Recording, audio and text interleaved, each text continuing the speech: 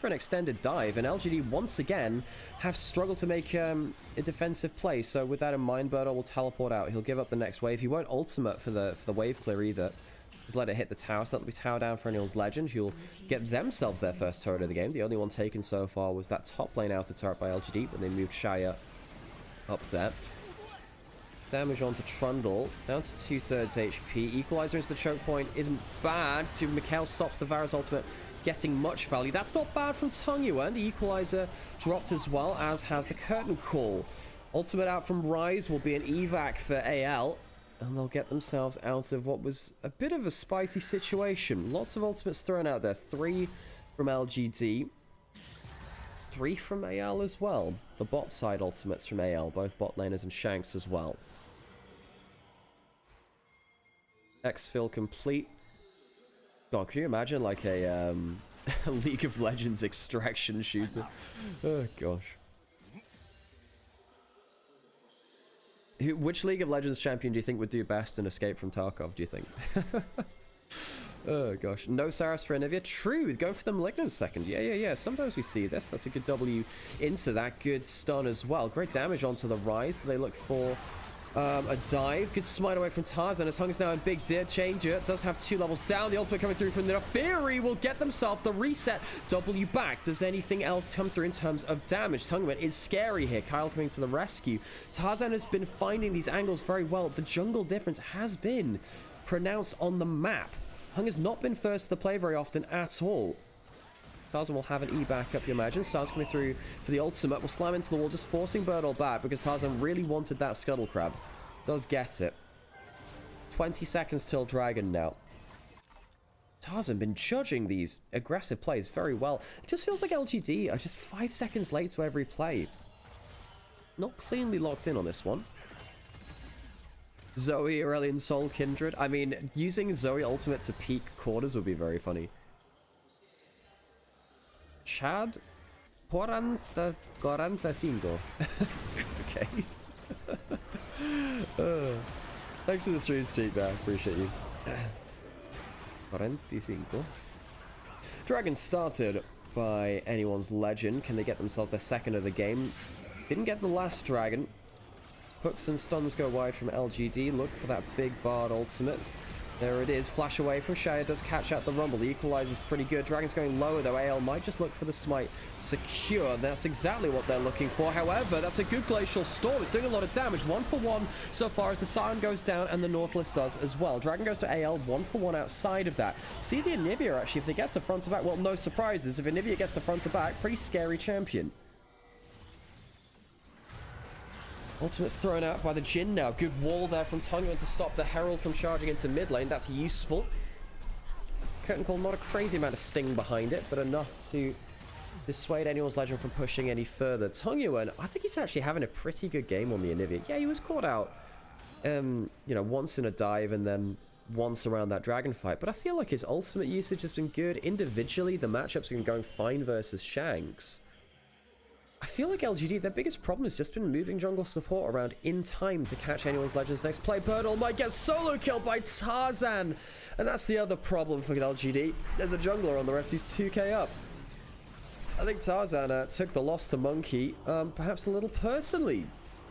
Look out with fire in his gameplay today. 404. I haven't found him myself, and he is going towards likely that Black Cleaver third, actually. None of this Shojin business. Didn't think you'd actually go towards the Black Cleaver, but hey, why not? I think Shojin's still probably the better item, but hey. If they can somehow get Tarzan, this can be winnable. Yeah, the question is how much damage is going to be done before Tarzan goes down. You know, if Tongyuan gets burst out, I think it's lights out. I think it's lights out.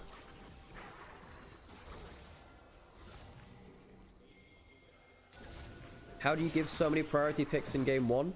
Because they were trying to... I think in some ways, we saw this in... Hang on a second, Ultimate lands from Hope there. I might have to talk about that a little later. YCX will be fine here. In game 1, we've seen the Nirvana teams in LPL give over a lot of them. So, I mean, right here we have... You know, Ryze, Bard, Varus, all very powerful. Sion's getting ult. Oh my god, Sion's getting destroyed! Well, that's your Tarzan, I'll value. That's not Tarzan, that's your Trundle, I'll value. Goes down very quickly. Hook does land. Will die for the passive. Was that worth it? Shanks goes low. Flash blown. YCX choosing to give his own life for the summoner of Shanks. Hope that'll be a full kill. Couldn't quite get that, though. Jesus, though. I mean, we were saying that Trundle and all the other picks pretty good into the Scion. That is a example of it right there. Damage from Hope forces back the trio pushing in this mid turret. They won't be able to push any further now because of the poke.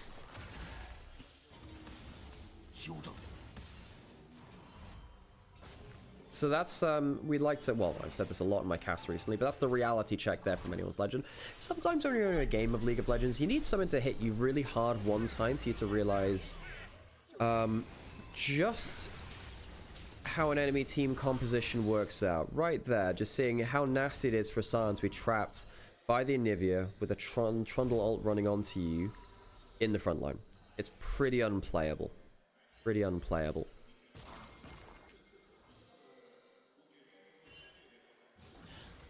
Scion passive value was okay. Yeah. I mean, that's the other side of it, right? If it's the Nautilus who's the one CCing you, then yeah, you walk up and kind of hit them, can't you? Ult goes wide from Kyle, but the tower goes down. That's not bad. Onto Shanks, who has no flash, and the Onivia gets to roll again. The ultimate would have been cancelled anyway, but he's dead before the gates have shut for his flight. Great pickoff. So kill for tower. Can LGD get anything more off the Rise being dead? Dragon isn't available, so they go towards Baron. Not sure. They're going to siege instead. Equalizer's not bad this time. Hope has to take a step backwards, and it's going to be tower for tower with the added bonus of the Rise going down. That's not a bad response from LGD. No, again, I think Tongue was having an excellent game on the Onivia. Don't trust the KDA completely or the gold completely. His laning phase versus Shanks was good. He actually made this look like a counter pick. He's been impactful in every play that he's been a part of. Even when he died in that dragon fight, he stopped the Scion ultimate with his wall and tried to teleport away. Hey, Midge, good to see you. No, it's been an interesting game one, Midge. You know, obviously a lot of power picks given over on either side. LGD basically said, okay, you can first pick Varus, but we know that you won't put that top lane. We'll take the Rumble, and then you're going to get trundled. So if you try and pick a tank, things are going to go poorly for you. And that kind of has been the case, jumping onto Birdle, who's going to go very low again. Not even low, it's going to go to 0. Birdle once again picked off in a side lane. The second time that's happened this game. Those are the two of his deaths. Birdle, well, much like BLG did versus WE when they were playing with a fed Neferi, just didn't respect it as individuals. But that's going to be the ultimate now onto YCX. Does get stunned into the wall. He's going to get stunned again. Mikhail's comes through. So lots of CC used. Flash and Mikhail's used from YCX to get them out to safety. Now the Baron hasn't actually been finished here though, has it? Dragon is still available. Spell shield taken off of Hope there. Wall potentially put through. Flash away from Kyle. Didn't want a magical journey, that one. Dragon now started for anyone's Legend. Would be their third, threatening a soul later on. LGD, they don't have their Rumble just yet, and he doesn't have teleport either. This is a 4v5. Can they win it anyway with the power of Onivia? The Nautilus ult comes through. Dragon goes down. Flandra is still alive, and Tarzan gets to reset. You might be able to kill the Scion. They haven't figured out about the Neferi just yet, though. Another kill to the jungler of anyone's Legend. Tongwen, it's not bad from him again. He's trying his best. Equalizer does come through, but I don't think the burn will be enough. The egg comes through. I don't think he got the teleport off in time this time. Didn't even attempt it. Tonguel will go down. A wonderful fight from Tarzan, who is 8-0-6 on this jungler, which is really taking the LPL by storm. The Neferi once again popping up. Last year, Neferi was an LPL specialty, and once again this year, it really has become one of the major strings on each of the bows of our top-tier junglers here. If you can get it out of the early game, Neferi does some just monstrous damage. It's a 4v5. They don't have the equalizer, and while the damage from the Onivia is very good, the Neferi manages to break through the front line, and as soon as they get into melee range, it's pretty much fight over. Speed just stutters a little bit there. It's not like Shaya can really do enough damage to burst out the Neferi as they jump in. Tonguman had already used it, I believe, his Q is on the other side of it. Kyle missing another ultimate there. On the whole, though, I do think Kyle's had a pretty good game. As you can see, he's 2-0-10. 12 out of 14 kill participation. That's going to be Mikhail's used. Hope actually caught out there. Y6 hooks into the Onivia W though and goes down. goes down. Bit of anti-synergy there between mid lane and support, but all gonna get caught out as well as Tarzan takes down the fleeing Rumble. Baron is up. Baron is likely not going to be up for much longer. Anyone's Legend. Some very good plays around the map, particularly from Tarzan and Kyle. When Anyone's Legend were at their best last year, this was how they played the game. It was around this roaming jungle support, making a mess of the map. Baron goes down, will be on all 5 members of Anyone's Legend. Can't say that was Tunguman's fault. Yeah, no. It wasn't Tunguman's fault, but it was the anti-synergy, right? Y6 just misjudging his range there a bit. 1 and 6 on the Nautilus now. Top jungle getting gapped. I think Birdle was fine individually. The ultimates in team fights have been okay, nothing spectacular. The big thing is Birdle dying on side lanes, really. Tarzan's just ran at his lane a couple of times in mid-game, and Birdle's not been able to see himself through it. I'm happy for Tanguan, though. I actually think Tanguan's been the better mid laner than Shanks in this game. Not that Shanks has been bad. I just think Tanguan's been excellent. He's named after a sticky kind of dumpling, is Tanguan. It's a type of food, for those of you that don't know. Is it... now, Freg, you might have to answer this one for me. Is it eaten in the Dragon Boat Festival? Oh, good protobell away there from Tanguan. Escapes the ultimate from Kyle. Mikhail's used onto himself, actually, from the stun that came through. Yeah, sometimes protobell is really useful when you're escaping high-threat skill shots. Not going to completely deny the value of this item, but perhaps the Chovy belt has been built one too many times. When I saw it on Zyra, I'm like, okay, alright, buddy. Alright, Sidian, buddy. Maybe not that one, you know. Lantern Festival. Cool. The Lantern Festival, not the Dragon Boat Festival. Thank you for that one, Ferguson. So yeah, Tanguan is named after a kind of food, a kind of sticky dumpling, which is eaten during the Lantern Festival. A little bit of cultural knowledge for you all. Picked that up a couple of years ago myself. Push in with the Baron buff in towards bot lane. Tanguan trying to get themselves... oh god, the poke is... well, they're trying to get themselves in position to wave clear, but it's not been given easily over to them, has it? Oh, another protobell away.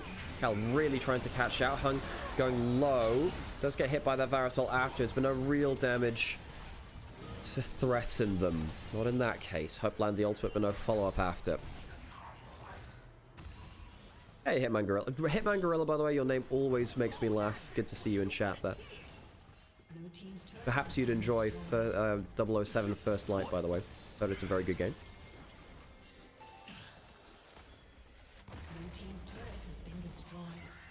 Oh, it's a homophone for reunion. Oh, very cool. Huh, didn't know that. Popgo, thanks for the follow. Appreciate that. We're actually only 5 followers away from 11,000 now, which would be a great road milestone for us. The dragon for either team is coming up. There's an 8,000 gold lead from Anyone's Legend, though. Now, as we walked into this game, I was saying that I liked LGD's composition. I thought it was the better composition, but could they execute on that? I actually think Tanguan has ended up executing on fairly effectively. Don't think the rest of the team, though, in terms of the macro of it, have really been able to stand with Anyone's Legend here. Can they get anything done now? Doesn't feel like Shaya does any damage. Can he prove us wrong on this fight, which could be the last one of the game? Birdle, a good enough equalizer. Does that make a difference? Perhaps. That's good damage onto Sion. Ult comes back. The front line taken into the picture. Hung did put down the ultimate, the subjugation. Flondra goes down, but it will pretty much... it's not the 1-for-1. He ends up escaping, and the dragon is still quite high HP. But Birdle caught on the side of the fight once again. Not judging his positioning very well to the rest of his team. Hung does get himself some healing on the passive, but Tarzan gets into melee range. His pillar comes down from Hung. Tarzan goes to half HP. It's a bit of a mess of a fight. I believe it's a 2-for-2 so far. Shao goes low, and Tarzan looking for some extra damage. Gets into melee range, and once again, LGD just do not have the answer to the Neferi, but a stun makes it a question. Not bad damage coming through from the Onivia, but the Neferi will come out on top of this zoo backyard brawl. Anyone's Legend will take the fight. 13-0 from Tarzan on the Neferi, one of the greatest players of this pick worldwide, as Anyone's Legend will push in for an inhibitor, I suppose. Can't get themselves the end of the game here. They'll get themselves the dragon. The game will go on. And see how disruptive that ult at the start of the fight was from Kyle. He actually ended up wasting a lot of the subjugate from Hung. Inhibitor turret in mid lane taken down by Shanks, slowly but surely. No grubs to help him out. That one was why it took a little while.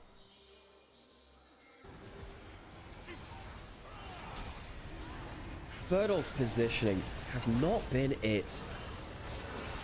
I mean, he just walks up and gets Neferi. He goes golden. It's not the worst thing ever, right? But only gets the equalizer. Oh, oh, what is... Oh, Birtle. I didn't even track that equal. The reason I didn't track that equalizer is because it was overlap with the bloody Onivia wall. Arguably, the equalizer is the worst thing he does that fight. Oh, that's just not what you want to see.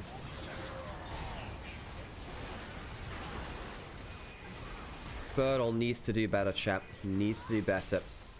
He's been struggling here in some key moments. You know, in the individual lane was fine versus Flandre. That's kind of the way of Birtle, though. Individually in lane, you don't really worry about him. He's kind of like the anti-Flandre. Individually in lane, pretty solid, whereas Flandre is a little weaker there. And then later on into the game, Birtle struggles to have impact, whereas Flandre, that's his specialty. I mean, in this game, Flandre has been very much struggling to deal with the Trundle and Onivia, but he's been outdrafted for that, so I put less emphasis on that one. Speaking of that jungle matchup, Hung is now 6.5 thousand gold down individually. How insane is that? Yeah, I agree, Mitch. I mean, Birtle shouldn't really be trading with the Neferi. I think the Neferi has shown quite clearly now. The Rumble dies to the Neferi very quickly. Very quickly. Ultimate going wide again. Kaz missed a lot of these last ones now, actually. Guess it's a low enough cooldown. Its perspective doesn't have to hit anyone, but would be quite nice if it does sometime soon. Ultimate from the Varus landing onto the Nautilus, not using the Mikhails there. Ooh, Hungryman just protobelting away, quite afraid of that Q. Tarzan goes into a Glacial Storm. Flash wall from Kyle. The stun doesn't land, though. Wall coming through for disengage. There's a flash over it, though. A Flandre proves you can counter him in draft, but he'll still find the impact in the team fights. Shanks close the distance. The Flash Scion ultimate against the anti-Scion composition ends up making the difference here for the last fight of the game. They were already a hideous amount of gold ahead. The game was already over. But for Flandre, I'm pretty sure that one will feel very, very good for him. Especially after a weaker series from him versus Team WE. Anyone's Legend needed a confidence game. Needed a confidence series. Well, with a 14-0 jungler, yeah, that'll count as confidence. Hope, unkilled. Tarzan, unkilled as well. Anyone's Legend played the game to the beat of their own drum. And we'll end things off in a 1-0 fashion. LGD on the defensive now. Behind in the series.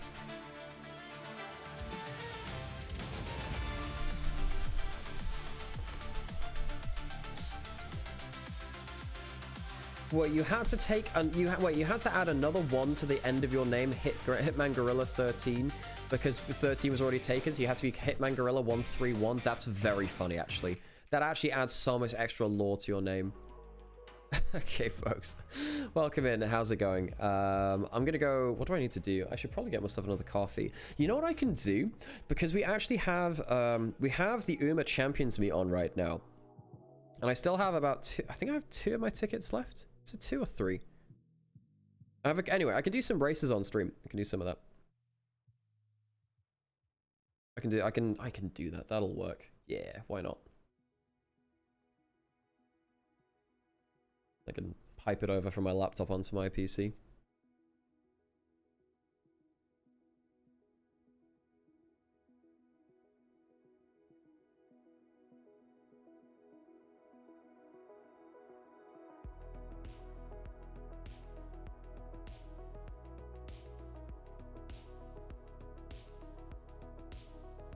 Well, what do you mean an application control policy is blocked? Huh? What the heck does that mean?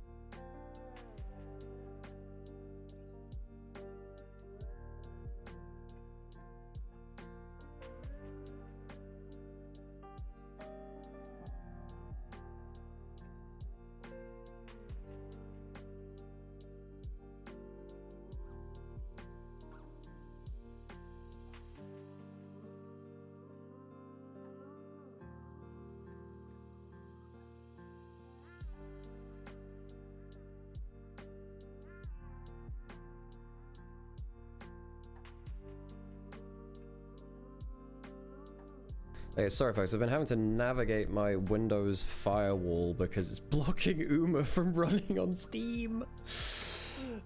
Yeah, okay.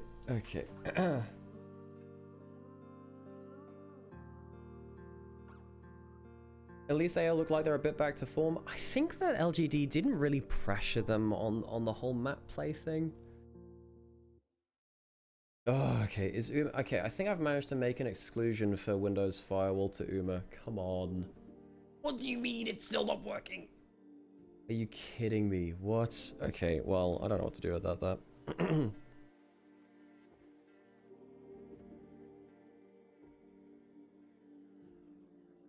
I don't know what to do about that then. Have to see that Rumble ult again? Yeah, I think Birdall's ults were bad this game. Like, bad.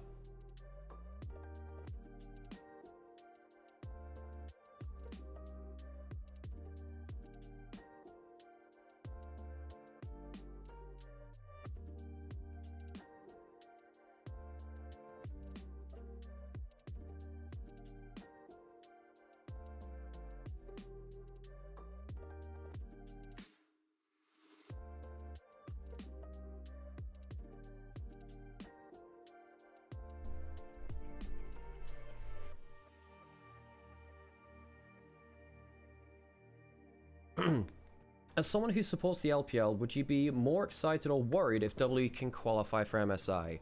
I mean, and Tarzan gets player of the game, no surprises there. Let me have a think. I mean, so put it this way. It's got to be top esports or WE, right? Do I trust that WE can keep up this historic level of form and also have a bunch of first-time international players try to reach another level on the international stage, or top esports with their international curse? I think for top esports, you know, I'll believe it when I see it now. In some ways, I actually think I prefer WE's chances, because top esports have just not been good internationally. They just haven't.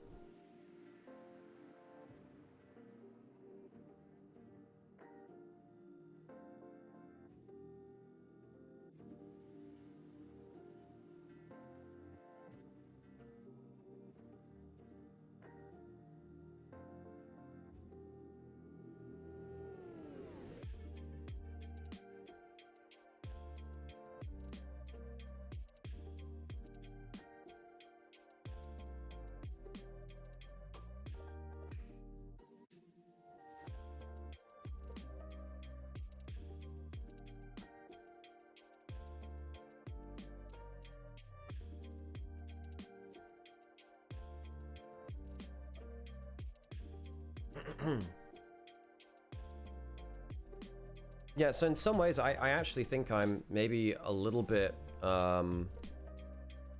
yeah, perhaps I'm actually a little bit more on WE's side of it, which is crazy. I'm aware of how that sounds, because like so that would be, you know, first time international.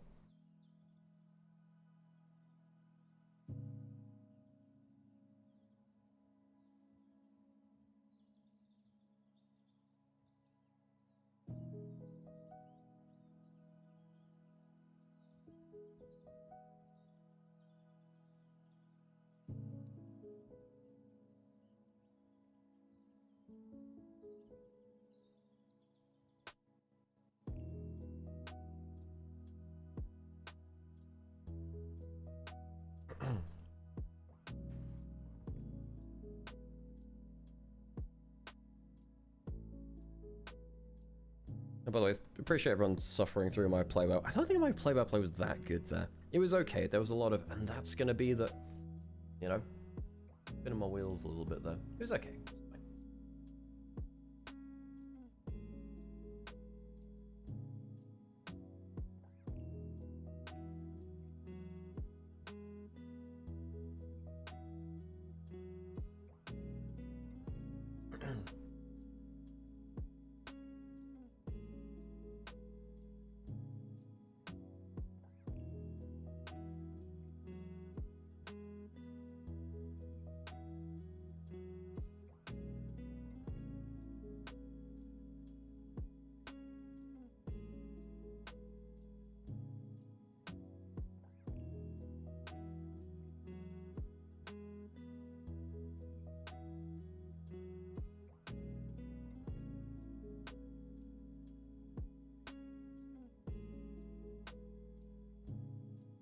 I don't understand why Korea didn't call Tarzan instead of Canyon for Asian games.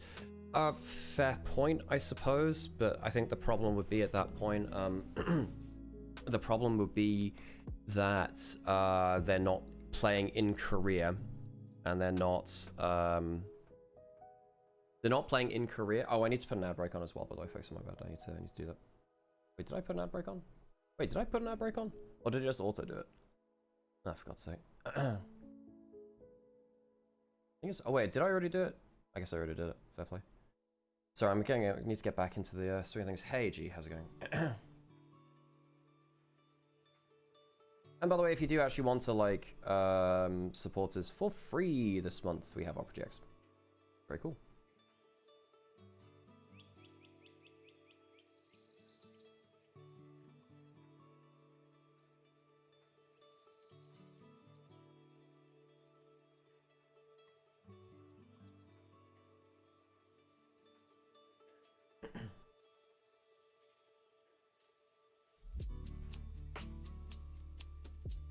You're good, Sam? Yeah, I'd love that.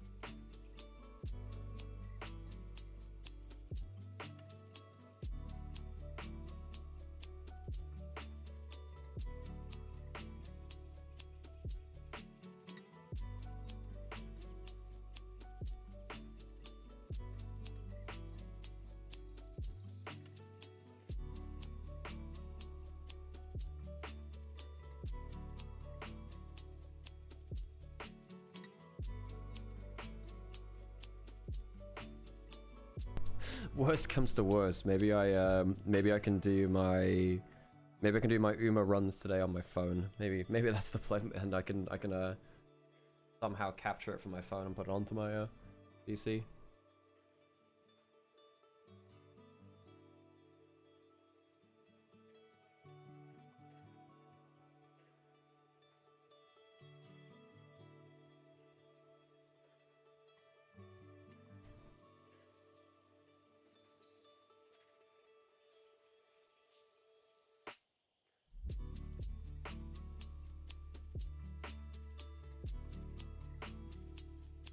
AL played well, but the fact that it was 35 minutes scares me.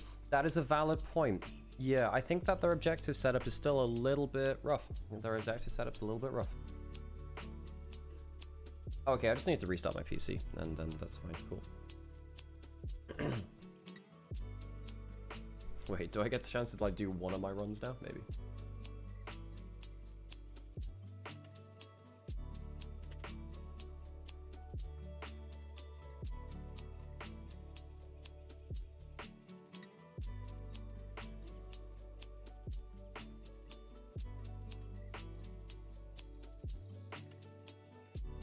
Okay, back on stage, you guys. So I'll have to do the Uma runs after. Okay, let me change the audio over, and then we'll get into game 2.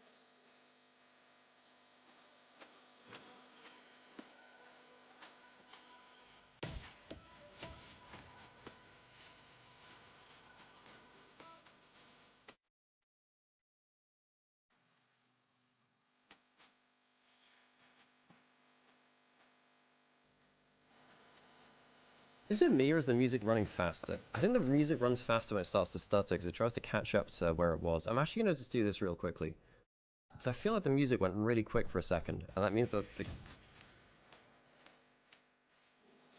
Anyway, hopefully this is fine now. I'll change the server over a little bit. Okay, right. Should be pretty close to game 2 now.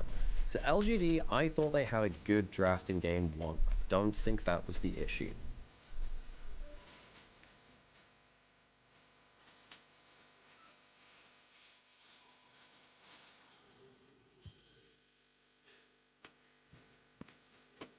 Oh yeah, this is something which someone pointed out to me the other day. So there's a game, I think it's called Teamfight Manager, or it's a League of Legends like team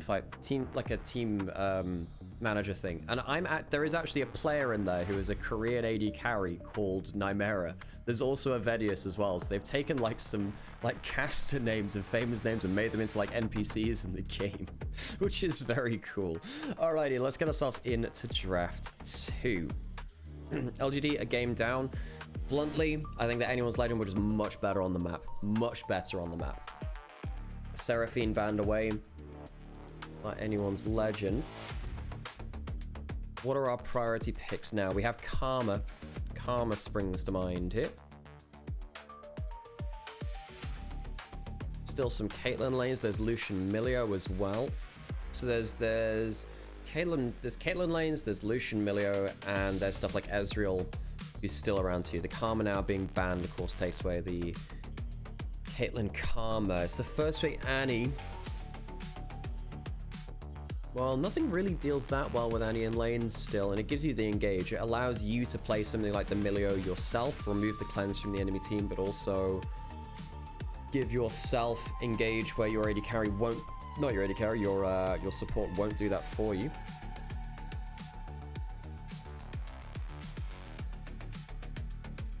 Shaya thinking about that Caitlyn. It is going to be locked in. Now, Shaya has been playing more and more of this Caitlyn recently. It's really started to pick up in LPL playoffs. We've started to really like playing this champion. Lane priority. Your team got Giga Stomped by Kitty in Teamfight Manager? That's very funny. Wait, is Kitty an NPC as well? That's fantastic. I love that.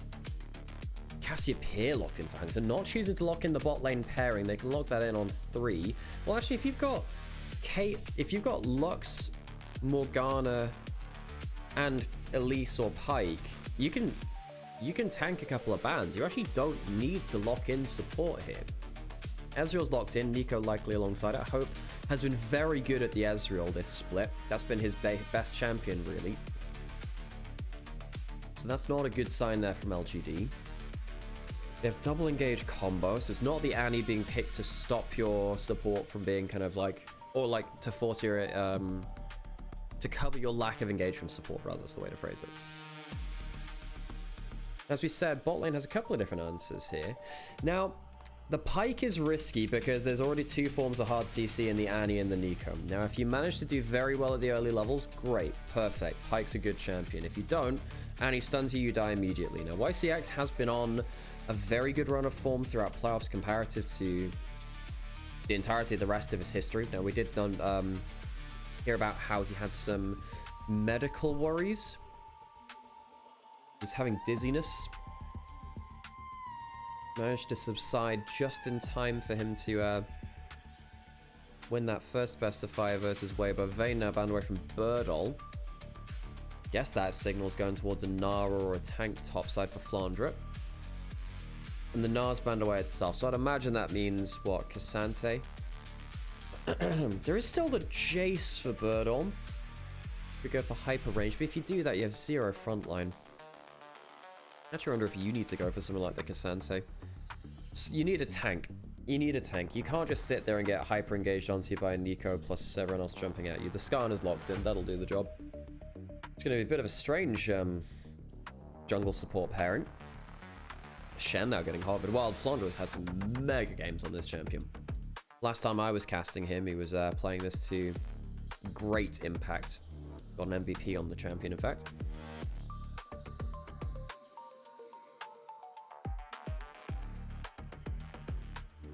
When was the last time he played this one, actually? Let me just have a refresh my memory real quick.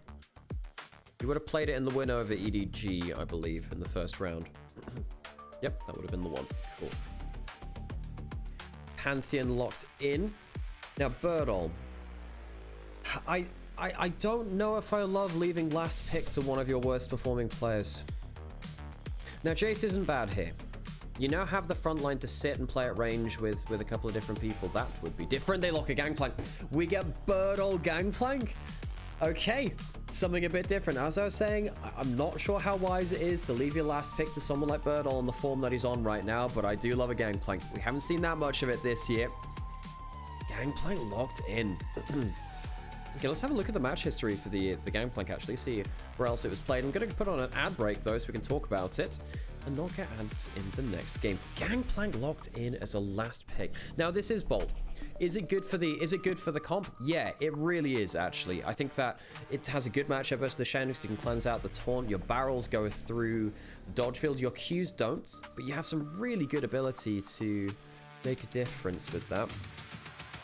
Where has this been played? It's been played in NLC. It's been played in NLC. It's been played in Prime League. In terms of top level, though, it's only been played in like some online qualifiers in terms of this split. Okay, let's get ourselves into game 2. Gangplank surprise lock-in. Okay, Cleanfeed just struggling a little bit there.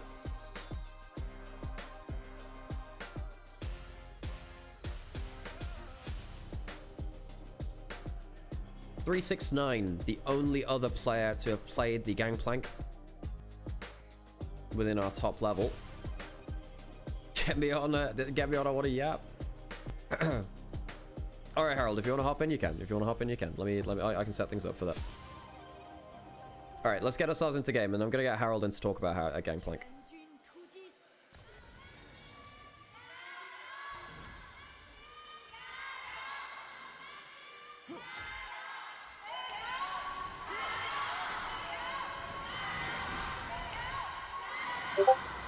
Oh, Sam has forgotten to log out of his Discord, so I'm gonna have to go change that first. All right, let's get ourselves into the game.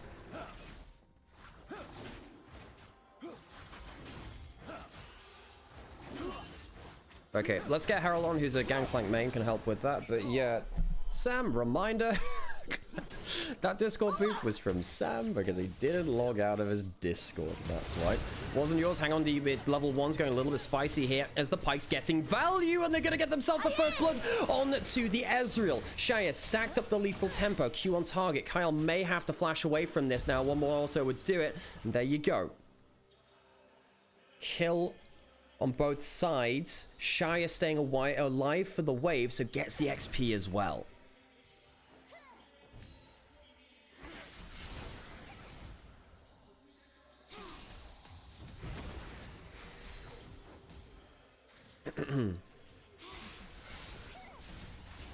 Mid lane, Tangyuan trying to trade well against Shanks. Cassiopeia has been very, very powerful for the last while now. Okay, right. Let me get Harold into things as well. All right, Harold, get into the server. I need to put on my streamer mode. My bad, folks. 1 second. Folks, flash away. There, was scared of that. One.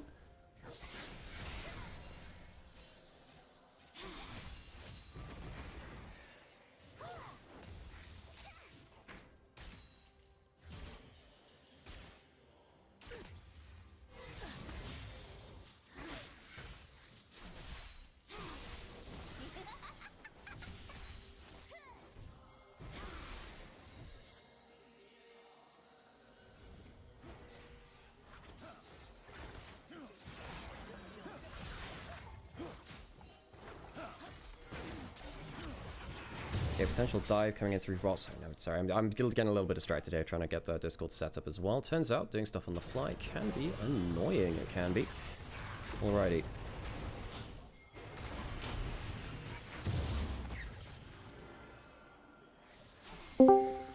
Hello there, Harold. How's it going? Hello. Welcome into the Gangplank Lounge. Get yourself...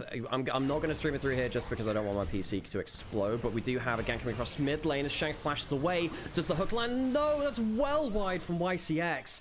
So you can't land that on there. All right, get yourself onto 323, 24, 25, 26. How far off you from that are you, Harold?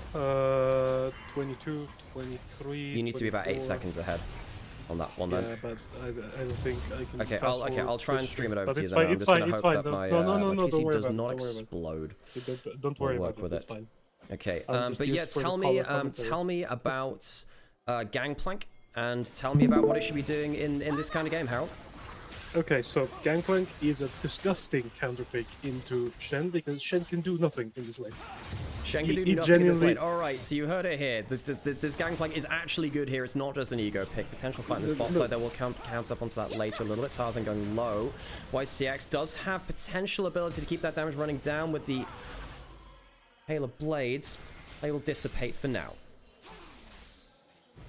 Oh yeah, so Gangplank, of course, very good in the lane versus the Shen. Something that I was talking about in draft as well is like, well, he can use the W to shrug off AQ, just doesn't feel worth it in terms of cooldowns, and obviously can't block the barrel as well.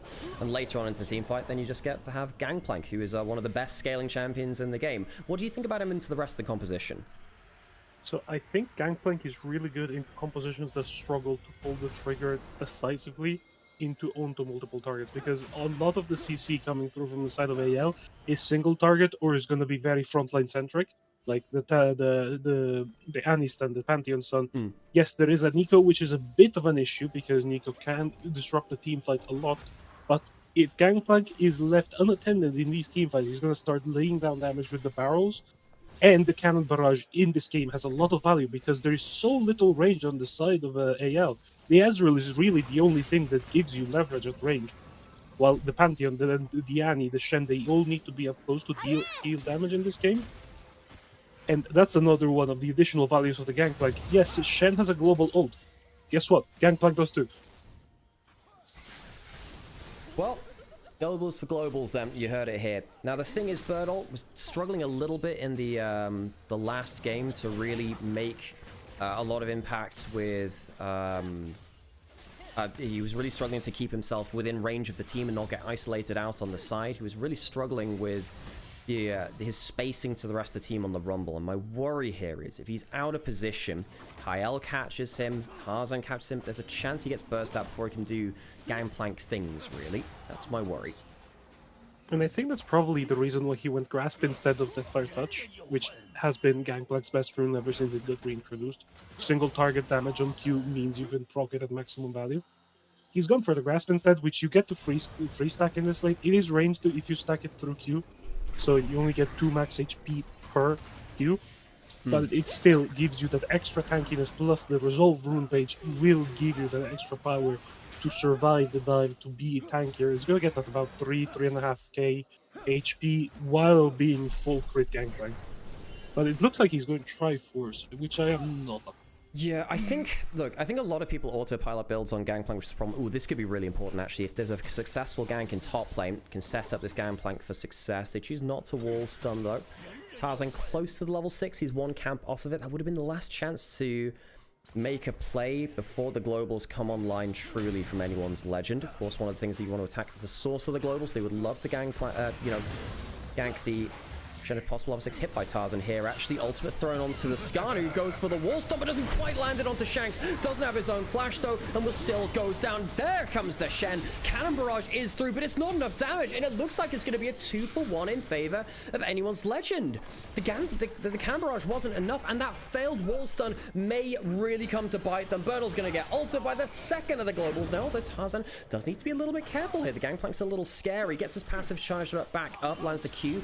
Grasp is not bad there. Gets away from one Q. Tarzan has the E. It is a solo kill for Birdle, who plays through multiple passives to get the damage down. Another W comes through, recharges it again. Flandre gets that Q shield. One stun on target will make the difference, and I think it's still probably a dead Gangplank. There you go. The Shadow Dash will make the difference. Flandre takes him down, and that ends up being, I believe, a 3-for-2 total. Yeah, but this is still really good for Gangplank. He is getting to be even in goal when he's being targeted. Oh, the Shen on the flash hook from YCX. Shanks sidesteps that. YCX, he's visited mid lane twice now. He got the flash out the first time, then missed the hook afterwards, and right here, didn't even force the flash. Just a bad accuracy on the bone skewer. YCX, his early laning was fine, but beyond that, it felt like he struggled to really make the dream of early game Pike come to fruition.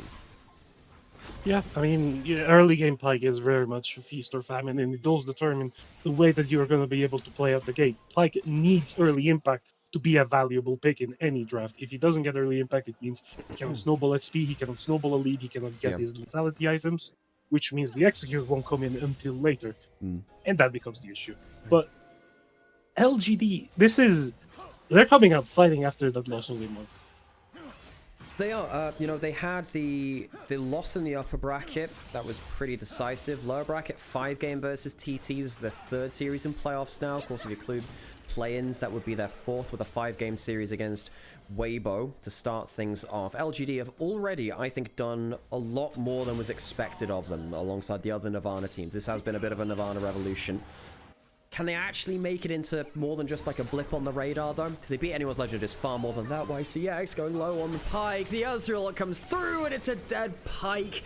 Not only struggling to make the impact, this is the problem with the Pike. You're against so much point-and-click CC and burst. The Pike can just die. It's an easy death for YCX. Look, I think he's actually had a pretty damn for good time of things over the last few best-of-5s.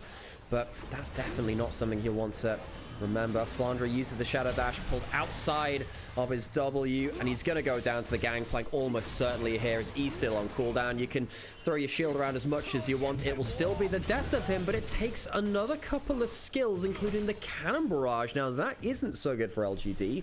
The kill goes over towards the Skarner as well, but Birdo will still get plates on topside. He's not unhappy from this. Yeah, I mean, if he's getting to cycle barrels on the tower at this point, he's gonna be able to take it. He has the Demolish, of course, from the resolve page. But Xiaoyu is moving up, probably to take over laning duties. Does Gangplank passive still affect towers? Because I remember it did for a while. I try and remember if that actually got removed at some point, because... It still does. Okay. Yeah, but it's half damage from the full amount. Gotcha. Now, I thought there was a nerf to it. I couldn't remember, because remember how, like, Trundle, when he was really powerful, it was like, okay, we'll just stop his Trump affecting towers. They did that back in season 6 or so. They kind of just flipped around his balancing levers by saying either this affects towers or it doesn't. Anyway, Gangplank, if he gets to melee damage, if he gets to melee proc barrels, gets to reproc his passives, you can get multiple passive stacking as well, which can be really, really nasty. I'm going towards the red buff down here too. Slight gold lead from LGD. Testament to really this Gangplank pick working out quite well against Flandre again.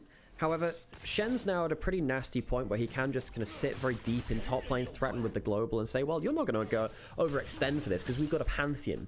Then Shen can always respond to the other side of the map by pressing ultimate or teleport. So there's going to be a very important phase of play coming up in the next few minutes where LGD need to deal with what could be a freezing Shen with both globals online from anyone's legend.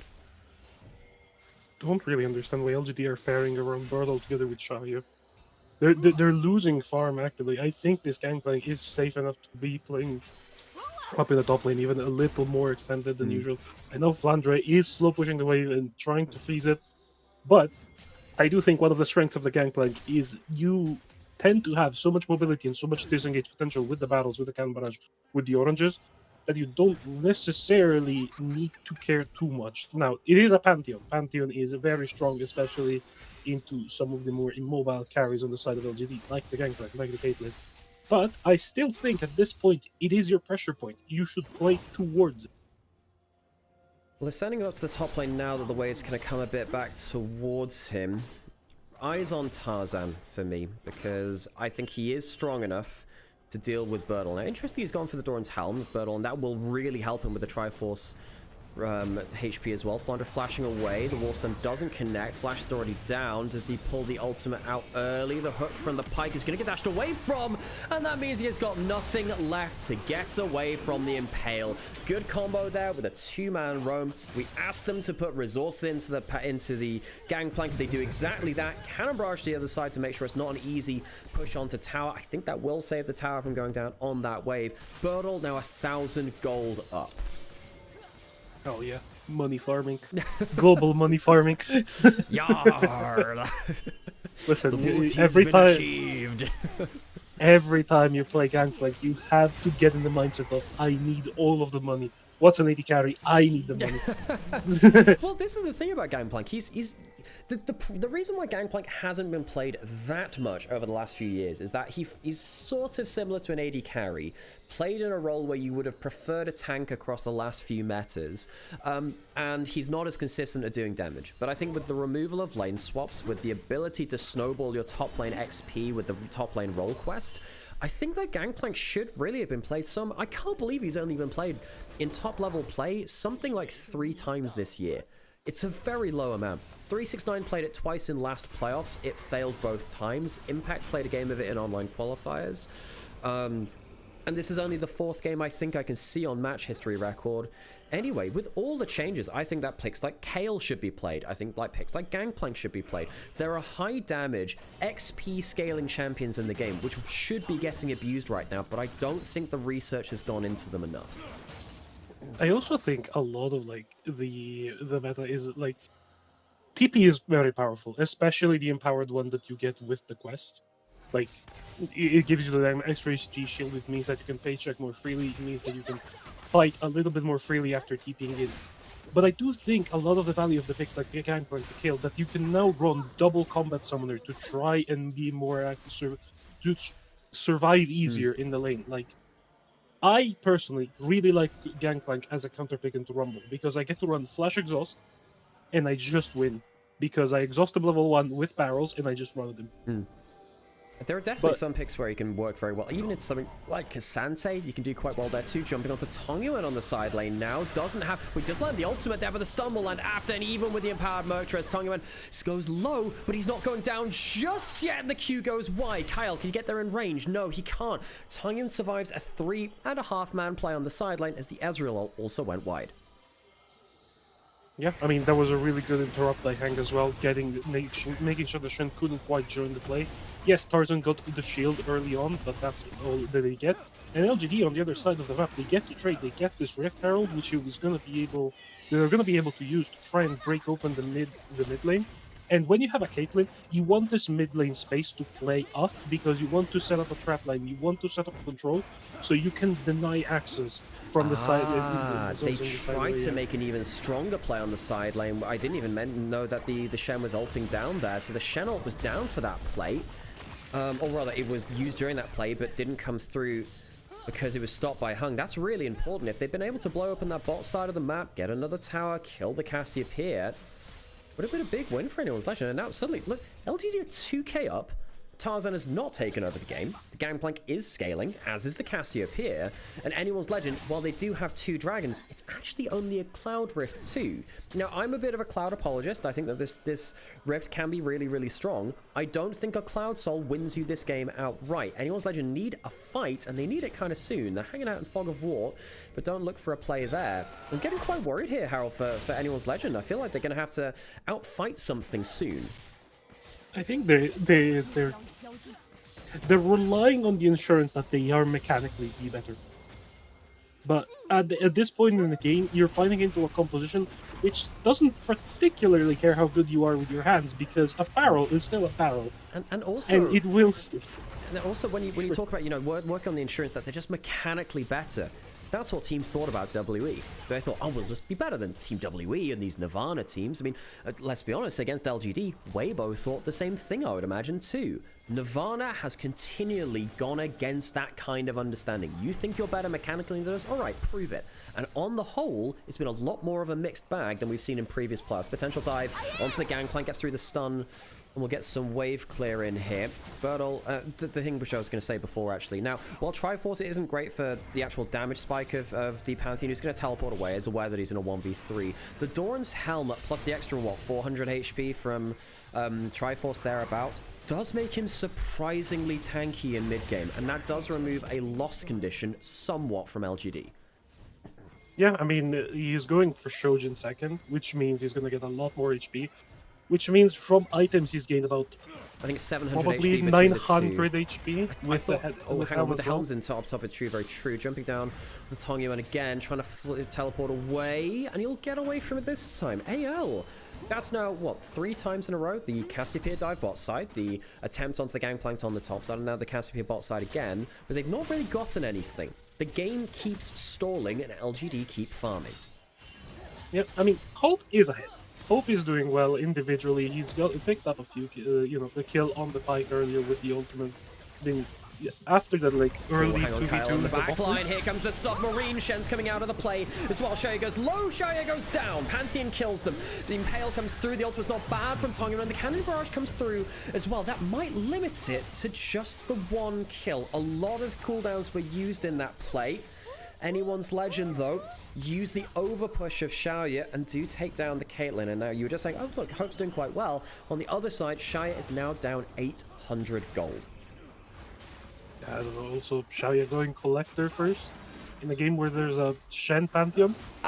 We don't question such things in the LPL. You know, it's fine. Flat lethality, love that stat. Hope gets a great combo there. He's already down to a third HP before anything else comes through. You talk about Hope being really good on the Ezreal.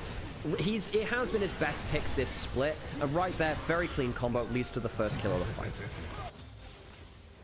Yeah, I mean, Hope has been doing really well on the Ezreal, one of his signature picks, of course. And AL in general is trying to rally around their AD carry, which has been their point of power so far this game, because nothing else has really worked for them. No, Birdle. Birdle, very tanky, isn't he? I know we said it before, but it bears repeating. Look, he's not going for the high crit damage Gangplank, which might end up being an issue at some point. It might do, because you'd really love the Gangplank to be able to solo carry these fights, and one crit barrel is a crit barrel that can end the game. However, being this tanky with the again, between Triforce and Shojin, it's 700 HP. Doran's Helm gives you a bit more HP as well. I mean, you look at this. I mean, Shanks just dropped the ult onto Birdle, it would seem, and he doesn't really give a damn, does he? No, he presses remove Scurvy, and of course, all his teeth come back, and he's a full HP. Funnily enough, there's actually been a research paper published recently where Japan have found a way. There's some Japanese scientists have found a way to regrow teeth. So perhaps this is Gangplank's calling. It's like, wow, finally, Miss Scurvy no longer be the end of me. I can grow me teeth back.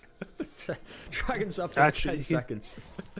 His calling is actually to be a dentist. Maybe in another world, Harold. Perhaps in another world. All right, Dragon spawning now. Let's talk about the setup, Harold. Yeah, I think LGD are doing exactly what they're supposed to be doing. The Gangplank is here early to lay down barrels. Hang and Tanky One, which are really tanky, are just trying to buy space. Barrel lands. Hope takes a third of his HP bar and damage. That is Kyle on the flank here. Doesn't have the flash. LGD need to be afraid of the value of their Pike now too. Reminder that they still have a Pike going into late game. Kyle has maybe been spotted. He's definitely been spotted on the side lane here. The question is, can they do anything about it? Does Tarzan pull the trigger? No. Stun goes wide from YCX. Kyle pulls the ultimate. Here comes the Shen, but he's pulled back from Tongyuan by the Bone Skewer. The taunt isn't bad from Flandre. YCX lives though on the slimmest amounts of HP. Birdle takes the kill onto Kyle, who was just too far on the flanking approach.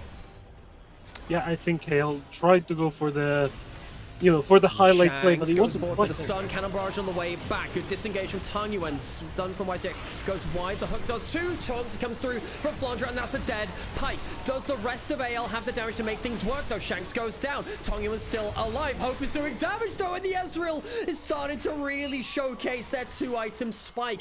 Gangplank died in the mess. It's just Tongyuan again at the end of the fight, just like game one. Kyle comes back from a watery grave, and Tongyuan is likely to go down in this play as well.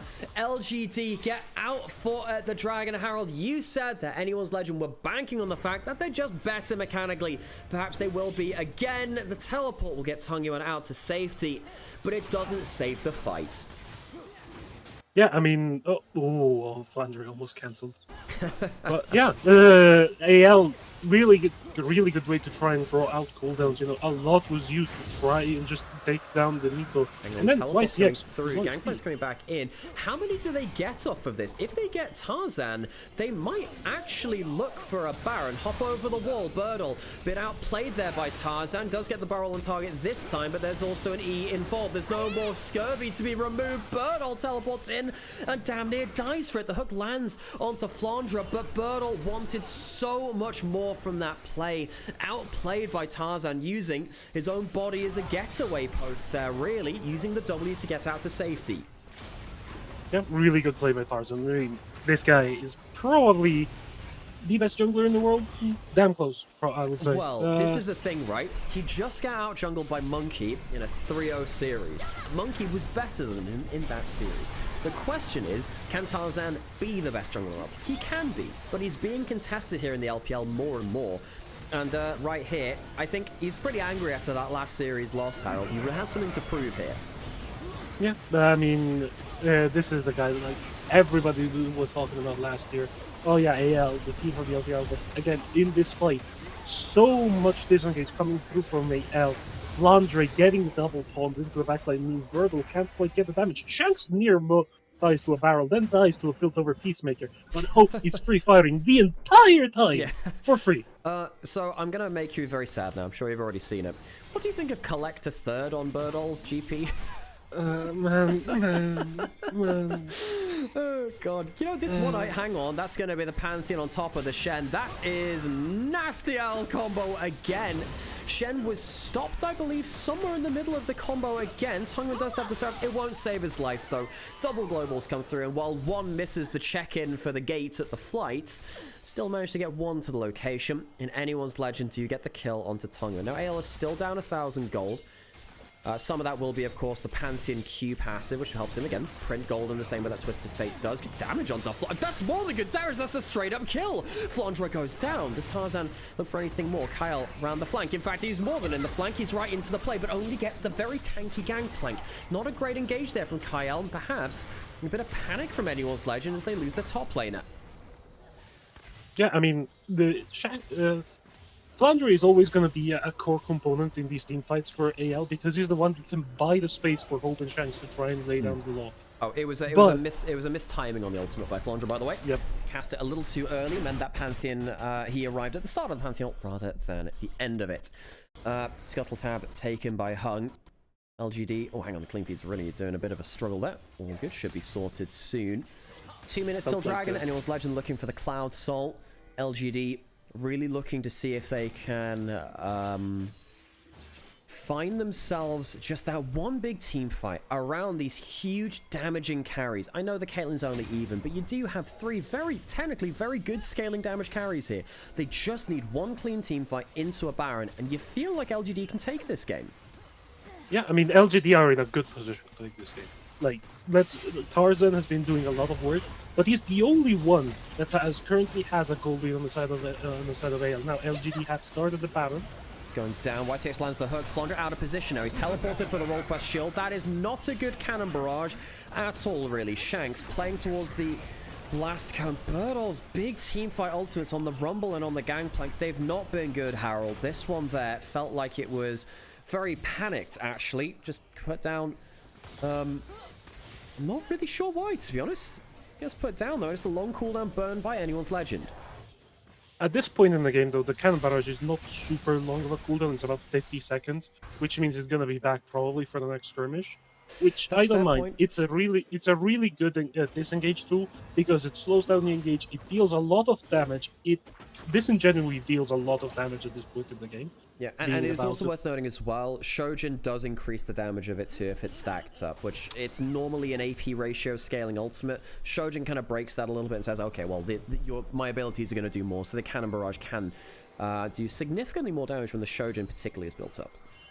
Yeah, especially once you get the big one upgrade, which means the true damage is amplified because we decided that items amplifying true damage would be a good idea. Thank you, Riot Games. Yeah, Shojin increasing true damage has been... Yes, the whole thing about true damage is that you can't negate it, but you can't increase it either. That was meant to be the rules, Riot. They changed it, didn't they? Anyway, teleport coming through from Annie. Clean feed just stuttering a little bit. This would be Soul for anyone's legend. Again, watching out for those zoning tools in the setup. I think LGD doing a really good job of taking the space, getting the trap line set up with the Caitlyn, getting the space for the Gangplank to put down the barrels already to try and set a zone where you are going to be playing this team fight. Ooh, good Ezreal up there. Shire takes some damage. Now we get onto the dragon proper. Tangyuan on the flank, and the clean feed is going all over the place. Cannon Barrage is back up. They're going to be face checking, and that's going to be one person thrown straight into the haymakers. Hope very low. Hope not quite down, but the twin phase can't be blocked by the Spirit's Refuge. Tangyuan might change his trade his life for, and actually Shy has gone down as well. Once again, LGD do find themselves a kill, but at what cost? It's only the Pike and the Scott are alive, and they can't carry the fight. Anyone's Legend take down the carries again, and they're going to peel back for the soul at minimum. Why not take themselves the full team kill as well, though? 5 for 1. Hope goes down, but at what cost, LGD? So much burn to get on top of Hope. A really good flag by Tangyuan. And then everything falls apart. Shanks is able to break up the fight by stunning the Gangplank and getting him busy on the side. Hang is trying to do something, but he's getting perma-CC'd and harassed by Kyle the entire time. In the meantime, Tarzan and Flandre. Flandre, with this 2-item combo, the Shen is 1.7k behind. This 2-item combo is going to blow up a squishy target at this point, and Tarzan has been excellent all game. So how the heck does this fight start with a combo onto Hope and it not work out well? Xiaoya makes a big mistake, and of course his ult getting tanked up by the Nico clone, but just that's a golden start for them in that fight. Yeah, but Shanks is unchecked. He's dealing damage the entire time and nobody's damaging him. And Flandre and Tarzan kind of just roll up as a two-man squad and kill every single damage dealer. Because again, LGD's comp doesn't really have heal beyond self-healing tools. You have a Pike, you don't have a Nautilus, you don't have a Leona that can block people in place and try and take out the aggro from them.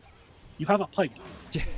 And now it's a Pike at 30 minutes into the game. Now Pike is one of the best champions in the game before 10 minutes. Still alright, between 10 to 15 minutes. Once you get towards 15 to 20, start feeling slightly less useful. And then beyond 20 minutes, this champion is one of the hardest to pilot in the game because you're single target, you're based on flat damages, which are reliant on snowball, and in slower games like in pro play with less volatility, you don't get the gold, the snowball, in the way that your champion really needs. Teleport coming through from Tangyuan, and that's the ultimate thrown onto Shanks, who's getting pulled back into the cannon barrage. Stun comes through, but Pike dies before he can execute. Tangyuan on the flank, trying to take down the Pantheon of Beauty. It'd only go down into his GA. At best, the Gangplank dies again, despite the tankiness. At LGD, you can playmake as much as you want. You are just not beating anyone's Legend with these aggressive plays.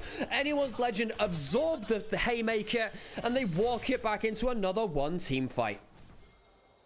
Man, Xiaoyu is so disconnected from the rest of his team in this fight. He's not really dealing damage. And Birdle, the guy who at this point is supposed to be dealing the damage, together with Tangyuan, is always getting targeted by Tarzan. Tarzan is doing a really good job of making sure this Gangplank is having the toughest time in actually dealing damage in this game, and Hope the entire time free firing from the backline. A 3-item Ezreal, Shojin completed. We've been talking about the Shojin on the Gangplank because, yeah, it amplifies through damage, whatever. It gives 0 cooldown Ezreal, Yeah. which means that you're free firing abilities all the time. Like, look at this, Hank can't walk up because Hope will just kill him. Anyone's Legend. Some very good team fighting for them in this game. Now, I was worried, actually, when you mentioned earlier that, well, Anyone's Legend feels like they're banking on just being better team fighters because they're outscaled, but they might just outplay anyway. Now, YCX does get the stun, and look how much damage Hope does to the Pike. The Pike, not that you can do that much work anyway, gets just utterly destroyed. And I'm not going to lie, Harold, I think that Birdle, if you're going towards a tankier build like this, you have to actually you need to use that tank for something. If you're going to get one shot, you may as well do some damage with it before you go down. I've not been that impressed, given the amount of gold which Birdle has had on his impact in this game. I think LGD 2 games in a row have picked a team fighting top laner that has not fulfilled its promise to the team. And I agree on that. Like, you're building like this to survive the dives. Okay. Then, like, you're getting to a point in the game where you're not dealing damage because you also went Collector third instead of an actually good crit item. Like, you're gonna be stuck with this Collector now instead of having possibly IE plus Shield Bow plus an LDR. to actually shred the front line That's a and the great back point. line with your damage. It's a great point. You know, Shield Bow, if you want to go full tank and actually have some crit in there too, why not go Shield Bow at that point? Now, Collector, well-studied item at this point, and that's going to be the Grand Starfall coming through from the Pantheon. Still has GA. That's a flash for the taunt, and, well, you can go golden. I think in this case, you're going to be finishing silver in this game. Anyone's Legend, another good dive from them. Things were looking a little ropey for them in mid-game when they couldn't pull off that kind of combo. They're confidently pulling the trigger now. Y6 lands a hook, but again, it's a pike at 33 minutes. You don't really have to care about that one. Baron starting to really wreak havoc on the base of Anyone's Legend. It's a better hook there, pulls him over the wall, but even then, doesn't feel like it's that impactful. And Hung, the Scorpion, is speared on the end of Pantheon's Comet Spear. Anyone's Legend break the base. They'll break it in 2 places likely here, and LGD are on the ropes. Yeah, I mean, LGD, they tried this composition. They had the early dominating side lanes. They had a strong top lane. They had a strong controlling bot lane, I would say. Not necessarily not strong, because Hope has been excellent all game. Now, Girdle will try and pull down the cannon barrage to save the game. Flandra flies through, Tarzan flashes forwards, and Shai's not an easy game on the Caitlyn. Not had much time to really do that much in these team fights. Birdall probably one skill shot away from death now. What am I kidding? And he doesn't have those, doesn't need them. Point, click, dead. Gangplank goes down. X marks the spot, and that spot just happens to be Gangplank's grave. Another taunt, another stun comes through. Anyone's Legend outlast the scaling of LGD. They out team fight and will go 2-0 up in the series. Gangplank be damned. LGD can't find their way to the late game promised land. Man, I was excited for Gangplank, and then we play like this. And Sometimes it happens that way. Sometimes it happens that way. I think that realistically, I look at this game and I just feel like Birdall was not a good investment of the gold, and that's the scary thing for them, because they put so much time and effort into that Gangplank, and it didn't feel like the build did what it wanted to, which was survive to get a second or third barrel off in a team fight. I mean, it did a little bit of work in terms of surviving the side lanes, but it just felt like LGD, the Caitlyn didn't really get to do what she wanted to do, because she couldn't follow the engage very effectively. Caitlyn does struggle with that. You need to be a very good Caitlyn player to make the most of that. And then, of course, the Gangplank didn't really do what it said on the tin. I think Tongyuan was actually fine on the Cassiopeia. I think he's actually had a couple of good series back-to-back now. I think that he's doing a lot of good work on both the Onivia and on the Cassiopeia. I think it's clear to me that Anyone's Legend are just a better team-fighting team and better at moving across the map. I mean, I think the legacy of Tabe is very visible still in this team at this point. You see a team disorganized, a team disable to close ranks and just say, okay, we are going to weather the storm right now, and we are going to turn around objectives, around team fights, around our power spikes for AD carry, which is the 2 items on the Ezreal, and around the stuns and the setup that the rest of our team could provide. And a team that is able to just on the fly like that, after being at a deficit, is a world-beating team at this point. AL has been probably across last year and this year, best or second best team from the LPL. Well, yeah, that's what I was saying as well. I think that Anyone's Legend, on average, best team from the LPL in 2025. I think that's quite hard to argue against with their performances at MSI and Worlds, far outstripping either top esports at First Stand and Worlds. And even though they made the semi-finals, it was a bit of a disgusting exit from them, so it doesn't tend to be remembered that fondly. And of course, BLG, who really crashed out in 2025 by process of elimination, if anything else. Anyone's Legend were left as our best team, really. Harold, do you want to stick around for the rest of the series? Are you down for that? How are you feeling? If you want me around, I can stay around. No, it'd be very cool, Harold, and I appreciate your Gangplank insight as well. Cool. I'm going to go on a quick break. I'm going to put down an ad break to make sure that we don't get any ads in the next game, and then I'll do some of my UMA Champions meeting runs on stream, because I can. All right, I'm going to be back real quick, folks. Watch the post-game starts. Harold can keep you company if he wants. You can also be silent as well. That's also fine. No, I will keep company. Cool. So, chat, how we doing today? How we feeling? How we doing on this fine Friday? I'm doing quite well. I am home. I am currently played a few games of solo queue this morning. Roast Redeemed a roast for me to do. Okay. Okay, I need to think about this one, Mecha.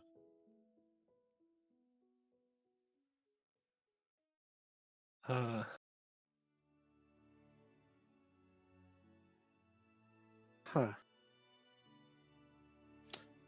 You know, Mecha, if really you were the Oiler that you pretend to be in chat, you would have made time to come and meet me when I was in Malaysia. But I know, I know you, I know you're a poser in the end. Not good enough?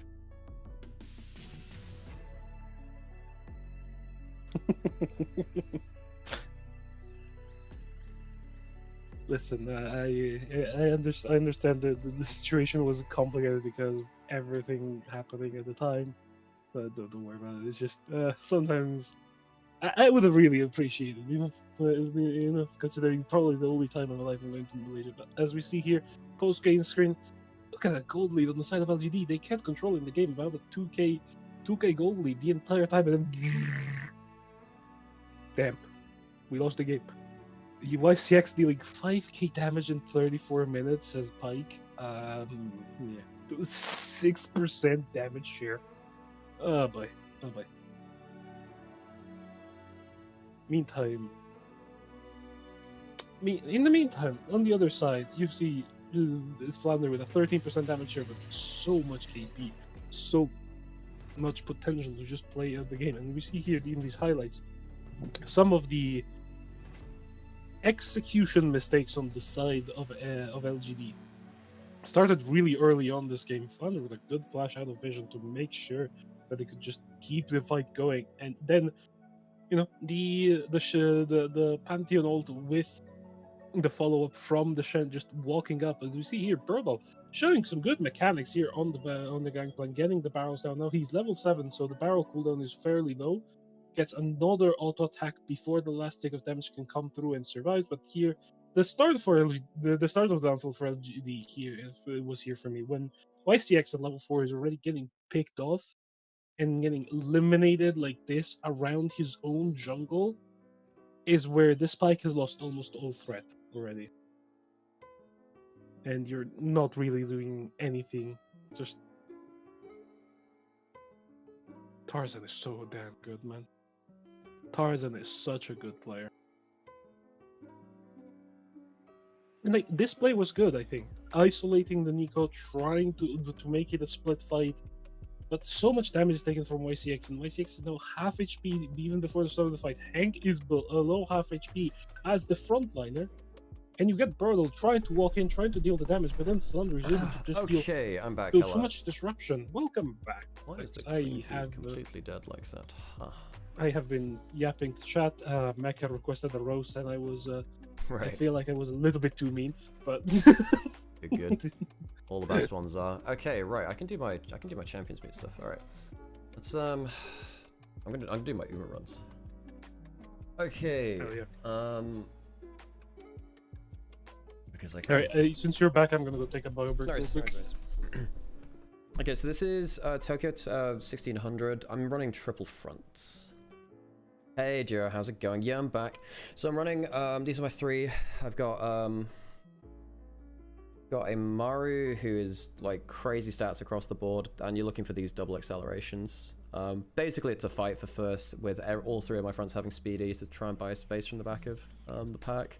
This is not great on speed, but I have Turf and Mile S, which makes up for it, and I've got the same kind of skills on all of them. Smart Falcon has. I think this one has Turf S. Yeah, this one has Turf S. Yeah, Speed Eater and Restart as well. So even if she fails, she kind of gets to pop out. Okay, cool. You woke up at the end of that game. It was a pretty sad one for LGD, to be honest.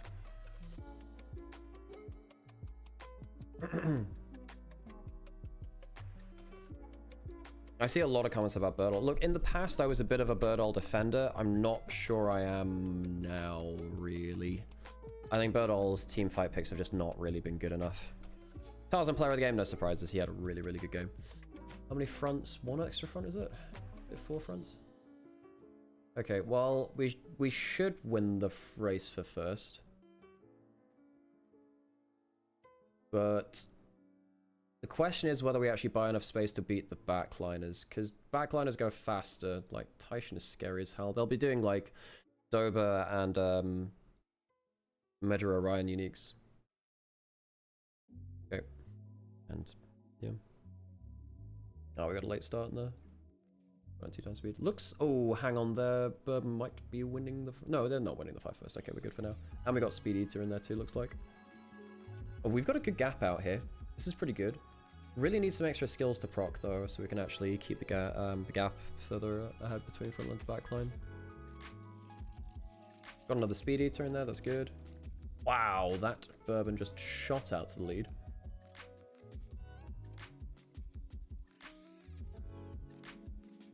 Okay, so we're going to be safe getting angling and scheming and all the plant shit. This is pretty close as heck. And they might duel as well. If they duel, that's really good for me. Oh, Taishan's really speeding up, though. We safe? We're safe. Okay, we're safe. Cool. Nice. Cool. Anyway, so that's the plan. Basically, you fight for first, and you kill them. I have no idea how that looked on stream, by the way. I don't know whether the frame rate just... What is my LPL caster doing? I did this a lot, Soikrom, before. What I'm doing is I'm doing something in the break. Would you prefer I do something else in the breaks, Soikrom? Is it a 3-0 angle? Yeah, it looks like, to be honest. The frame rate seems stable? That's fine then. We'll work with that. This is highly Wait, okay, if you want me to legitimize this, Kadril did this on stream, so I'm okay to do it on stream, you know? Isn't that how League of Legends works nowadays? Hey, it's a fun game, it's a fun game. Tuned in the break and that's what I saw. Yeah, I've been playing this game for over a year now, and I'm actually okay at it. I say that as I'm rocking it with like S pluses instead of like SS above. Oh, we got 5 fronts this time. Play Teamfight Manager 2? Yeah, I might actually. I might. Yeah. Okay, hoping for no late starts. We didn't get late starts. That's good. So there's 2 other bourbons. We have... Ooh, if they don't get their ult, if they're not top 4, I don't think, or maybe top 3. Falcon actually got ult this time, doesn't always get that. That's also a position-related one. Because a lot of the skills in this game depend on what position you're on, and if you're in front run, if you're front running... wait, Teamfight Manager uses... Oh, does it? Ah, it's annoying. But yeah, basically, if you're a front runner and you fall out of the first 3 or 4 spots, a lot of your skills just don't activate. Especially a lot of your ultimates, so you really want to hold on to... especially for acceleration late game, you need like top 1 most of the time. You need to be first, but then realistically you want to be top 2. Okay, frame rate is actually kind of ass on this.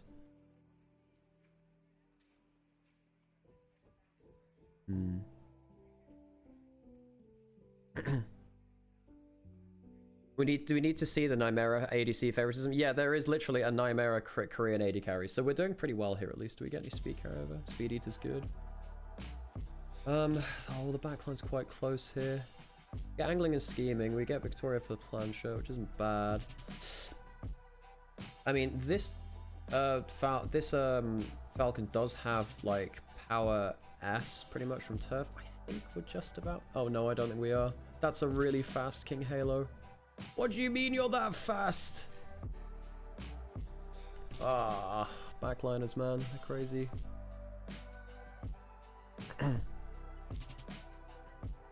Oh, they have like automate. Oh, so it has like LLM. I mean, yeah. I mean, obviously, I'm kind of against most AI usage, to be honest. Did I just see Steph Curry in one of the ads? I actually don't know NBA players that well, so I'm going to assume yes. Hey, Habsrock, how's it going? Ritzy.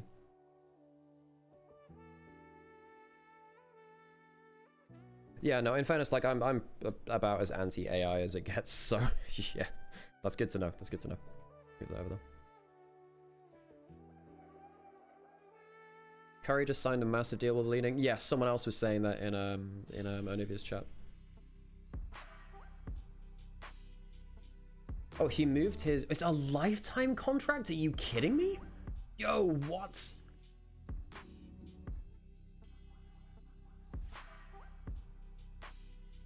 Yeah, on the whole, I tend to be like, if I have a choice to not use AI, I'm not going to use it. Which luckily, it's almost, you know, all choice. I'm going to start speeding this up now because I can get through this whole ticket. Okay, we've got Falcon ult, that's good. Their Smaru is getting a little bit scary here, though. Did they just get Cacao? I think I lose first here because their Smaru ult's going to activate now as well. Who? Ah, they get angling, I think. Maybe I... No. Nah. I lost first. That's annoying. So how good was their Smaru then? Because I lost because their Smaru got first, really. Have a look-see. It's not bad though. Was it a Guts Max or what? No, it wasn't even a... How the hell did this work? I guess it's Turf S Mileless. Alright, and left-handed. Okay, well, whatever. And it has Escape Artist. Ah, they ran this card specifically for Escape Artist. Okay, whatever. That's actually a pretty good Uma. Just finished watching the WEAL highlights. It was a fantastic series. Yeah, fantastic series. I think Flandre really struggled to have value in that series, which is a big problem for them.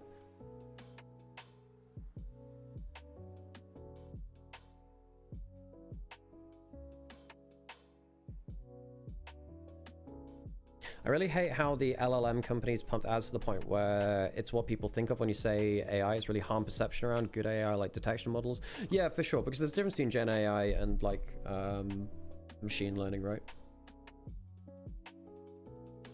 And I think there is a noted difference between them. However, I think the problem is economically and environmentally there isn't much of a difference is the problem. Sweep Tosha coming out now. Yeah, I don't think I'm gonna... Oh, this is a really tight race for first. In fact, we might be losing this race for first. That is a problem. Oh, come on. Do it, Smaru. We get our ult now. We should get first off of this, I think. No, poo. Did they get Escape Artist? I guess they do. Oh, it's a shame. Oh well. Hey, how's it going? Good. I had a few phone calls to make and then got myself some lunch. Would I be okay with Terminators or the Matrix? Well, neither preferably, but I mean, well, yeah, neither's great. You know. Yeah. Let me change that audio over, and then we'll got one more. I'd gladly prefer neither. Yeah. Okay, actually, because we're onto stage now, I'll do the last of this. Okay, let's get rid of that, and let's get ready for our draft. One is necessary. So which one's better, Terminator or the Matrix? Or worse? I would... I'd argue them... Well, I don't know. I'd argue the Matrix is better than Terminators, because at least in some, like, messed up way, the Matrix actually, like, does technically have, like, some future for the planet / has an overall plan. Whereas Terminators are just kind of like boiled down to destruction. I know technically they're like, oh, the greatest, you know, threat to humanity is itself, so let's destroy humanity. Basically, you know, to limit the amount of destruction which could come through from all history. But yeah, I'd argue that the Matrix is maybe better philosophically than Terminators. Yeah, probably would be the better one, I would say. So just a question, chat. The winner of this set will face who next round? The winner of BLG JDG. So the winner of BLG JDG will face the winner of this series. So it is very likely now going to be Anyone's Legend versus the winner of BLG JDG. And that series, I think, will be close. I think that will be close. Looks like we're heading into game.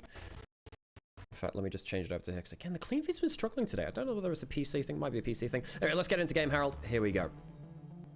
There we are. The music for game 3 starts as we make our way into Night City.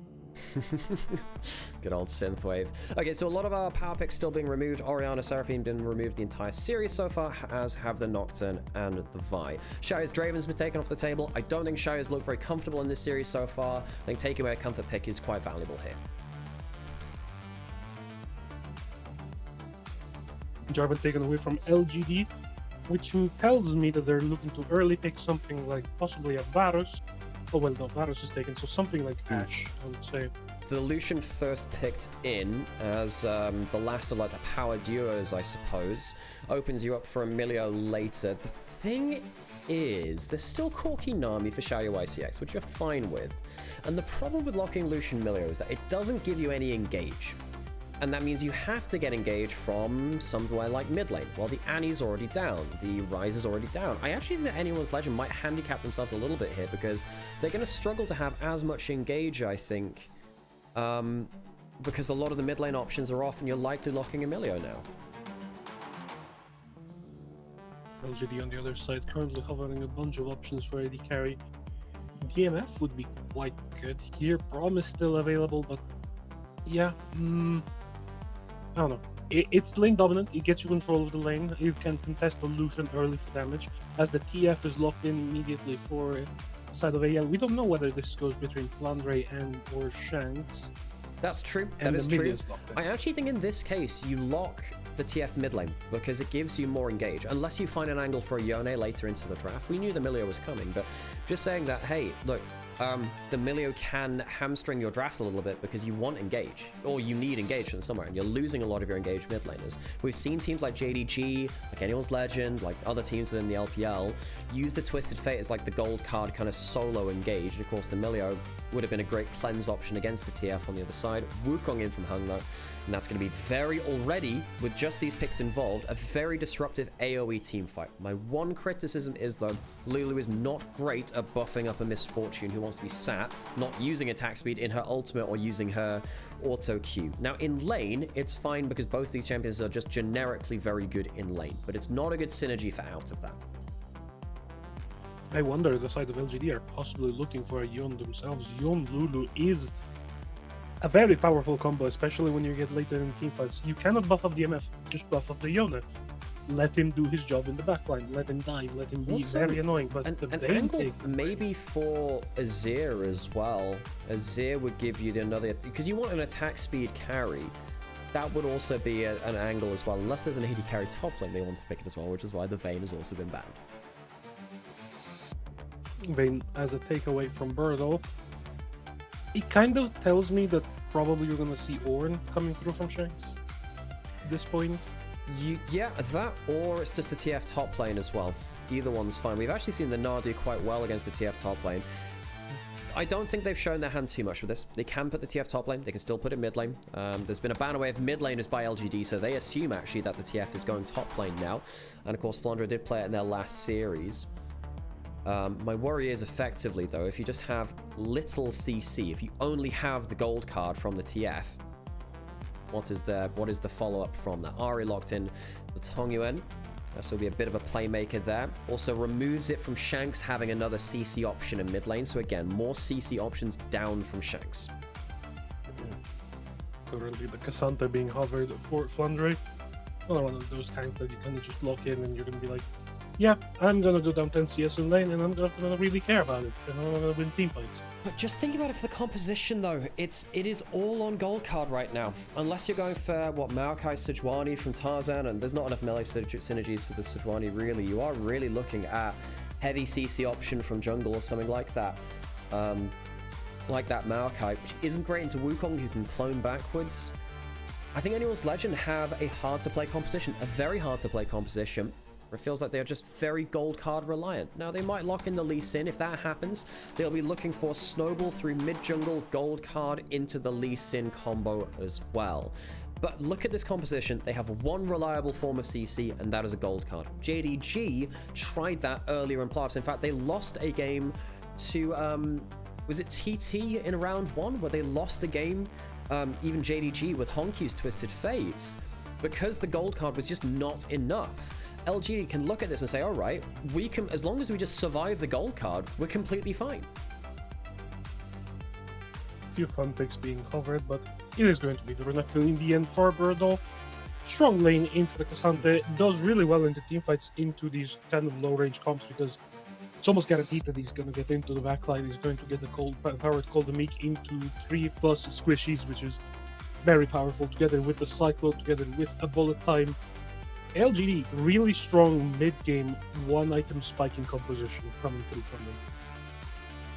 On the other side, for anyone's legend, it really is all about that gold card. They got to snowball with the Lee Sin. They got to snowball with the Lucian. If they don't get very large leads, this composition does boil down to, do we get enough value out of the gold card? Do we catch someone out on a side lane, which they did a few times previously in this series? I'm not saying that can't be a win condition, but nameplates off, I prefer LGD's composition, even with MF Lulu, with Lulu not really having an attack speed carry. I just look at anyone's legend, I look at their apparent lack of damage, and their lack of CC, more importantly, too. And I feel like it's so hard for them to play. They must have early snowball. They must have an ability to get out onto side lanes and make use of that Twisted Fate Lee Sin combo. Yeah, and on the side of LGD, and on the other side, you need to force 5v5s. You want to force them away from playing this kind of pick style composition with the one form of reliable CC AL have. You want to force them in a situation where I'm gold carding Monk the Wukong. Okay, there's still a large crocodile running at my backline. One of the things about the Wukong as well is that, you can just clone backwards from a lot of damage. I mean, even if the gold card lands and you put a clone who's cycloning between you and the enemy, that'd be a big threat. Let's hear the gyros and get into game.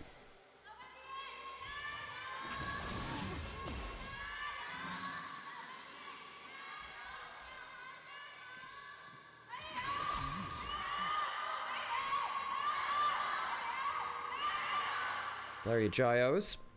See that Tongyuan and Shanks just trading off at the level 1. Electrocute from the Ahri has Ultimate Hunter. Comet for the TF. Battle good dodge on the Q there, actually. Quite good level 1 from him. And, I mean, speaking of level 1 in mid lane, slightly better for Shanks. You got a 2-card trade as opposed to just the 1W trade from the Ahri. Tongyuan, on the whole, I will say, I think has been the better mid laner than Shanks. And I didn't think that would be the case coming into today. Although Shanks, in the last series versus WE, really failed to impress me. And I think that Tongyuan, across all of his series, has been the best player on his team. Now, I didn't think that was stretched to the point where, Tongyuan will be outvaluing Shanks, but I believe that has been the case here today. If he manages to get a good early lead and start, surviving the Lee Sin as he comes to his lane, or alternatively just shutting down the Twisted Fate, he will have a huge part to play in this game. Yeah, I mean, we're seeing a little bit of the early 2v2, and yeah, Lulu is going to be very oppressive together with DMF early on. The one thing this bot lane combo will give you is control of the lane early on. Yes, Lucian really strong. The double tap, the vigilance are going to be strong abilities to use in these early trades, but MF flat damage is just ridiculous. And also the Lulu first shields of the lane are really good too, where if Lucian jumps in for a double tap and it goes into a Lucian shield like that, exactly that, then actually the Lucian feels a lot less good in lane. Now, as we said, there's not a great amount of synergy between Lulu and Miss Fortune because Lulu loves attack speed carries and Miss Fortune ain't. So you can struggle to get value out of your enchanting value of the Whimsy. The move speed's pretty good though, of course, but just having your raw value, as you're saying, the flat damage of Lulu, the shielding value right here again, just trading shield for shield with the Milio. The Lulu is doing a good job here. They do have control of that bot lane. Both of the junglers, rather, are pathing from top to bot. They're ending their clear towards bot scuttle. And because the Lulu Miss Fortune got pushed, that gives advantage to LGD. Mid lane also getting pushed in from Tongyuan. He's dropped a couple of CS, but he does have push. Shanks is leaving mid lane, though, to go contest the scuttle. Q lands onto Hung. He's in a bit of danger now. He'll have to warrior trickster away. He actually needs to be a little bit afraid. Here is Tarzan. Ward hops over, flashes over, and Tarzan finds his opposing number and kicks him in the back of the head. A bit of deja vu, the feeling that you've been kicked in the face this way before. What a play from Tarzan. Hang on, he might have another one to go on top of it too. Charm out of the Q. The damage doesn't land. There's still a flash available from Tongyuan. Ward hop forwards, gets the red buff on. Does the Q land? No. Luckily for Tongyuan, it goes wide. But Tarzan making an impact early on. We said they need to snowball through the Lee Sin TF. Tarzan just does it himself. Yeah, Tarzan really showing the world that he is that kind of jungler. He is the kind of jungler. More trades go down in the bot lane. Hope burns the barrier. That stops no damage. Yeah, and Shire on the other side pops a barrier. That does pop it. Deja vu. Yeah, it's a shout out to my favorite author of all time, the late great Sir Terry Pratchett. There is an order of monks on the edge of the world in Discworld which practice deja vu, which it's like a martial art that kicks you through time. Oh, God, Tarzan looking for something around bot side. Won't find the retreating YCX. Shire has recalled already. Hope gets a huge wave crash in here. I think you're probably going to get what 4 minions off of this from the Misfortune. Maybe actually one less than that, actually. Misses a good 4 minions under turret himself. Very happy there is the Lucian, as the shield doesn't stop the recall from being cancelled, as the Make It Rain comes in to add a bit more damage. I think on the side of LGD, now looking at a situation where the Lee Sin is already trying to snowball himself. He's looking for invades. Shanks is happy just giving up in lane position and lane prior to move with Tarzan.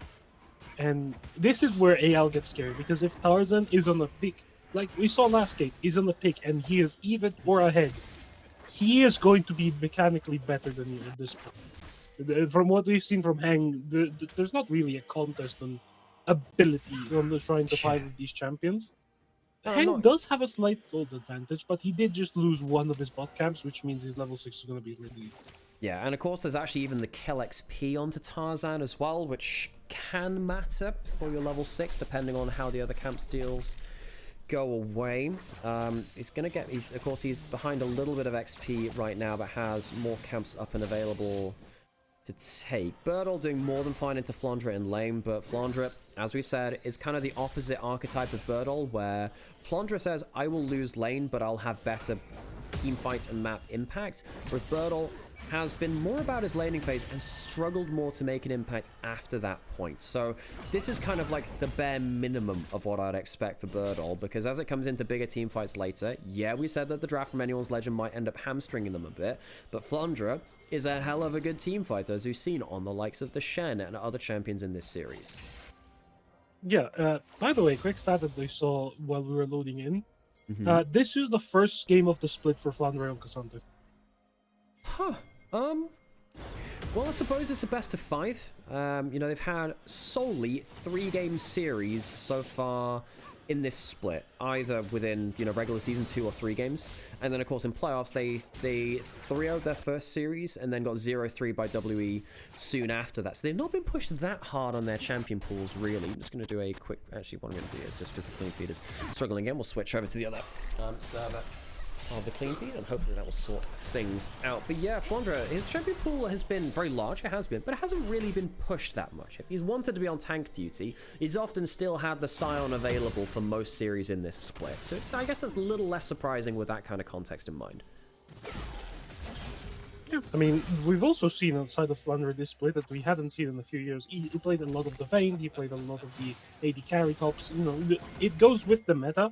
But still, from one of the players that we look at as more of the weak side Andes of the league, yeah, being more on these carry type champions again, you know, it's a bit of deja vu for a player like Flandre.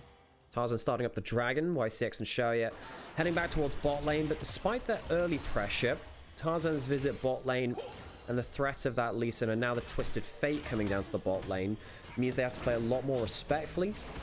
Once again, LGD are in a position where they have to be very respectful of Anyone's Legend across this series. In Game 1, that was the case, where it felt like LGD couldn't really walk up across the map against Tarzan's Neferi. And in this one, it will be continuing again. Dragon taken by Anyone's Legend, Hung just farming.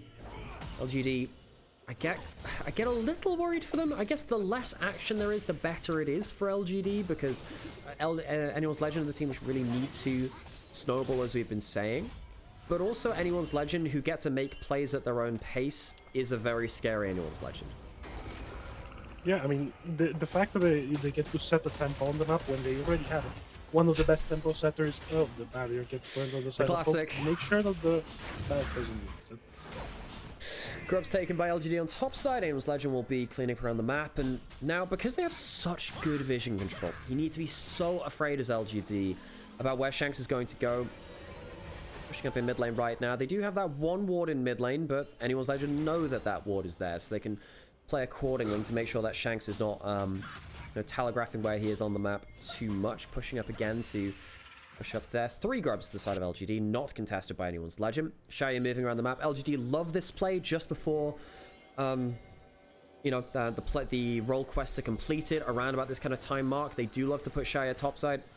force potentially a dive, potentially some early plates. Twisted Fate is teleporting mid lane. He's not going to be going topside. Hung smites away the Krugs. Half HP on Birdle. Did he go for a full dive here? I don't think they should. Lee Sin's already up here, and Twisted Fate can now respond in time. So it feels like this play, which they really like making, shifting Xiaoya to topside to make a big play, a dive, some tower plays, hasn't really worked. And this entire time he's also losing progress on the bot lane quest. And Alex, I just realized something. Yes. Xiaoya's building Collector. He is building Collector first into a Cassante. Yes, I'm painfully aware of this, Harold. Don't worry, there'll be like a Black Cleaver or something on Hung on Birdle, right? Yeah, Black Cleaver will do the work for them, surely, right? Haha. It's not even the Bloodthirster first, though, you're right. It's not even Bloodthirster first. It's the Collector first straight up. Perhaps a bit of a different build. I mean, if he goes for full lethality, does that make a difference?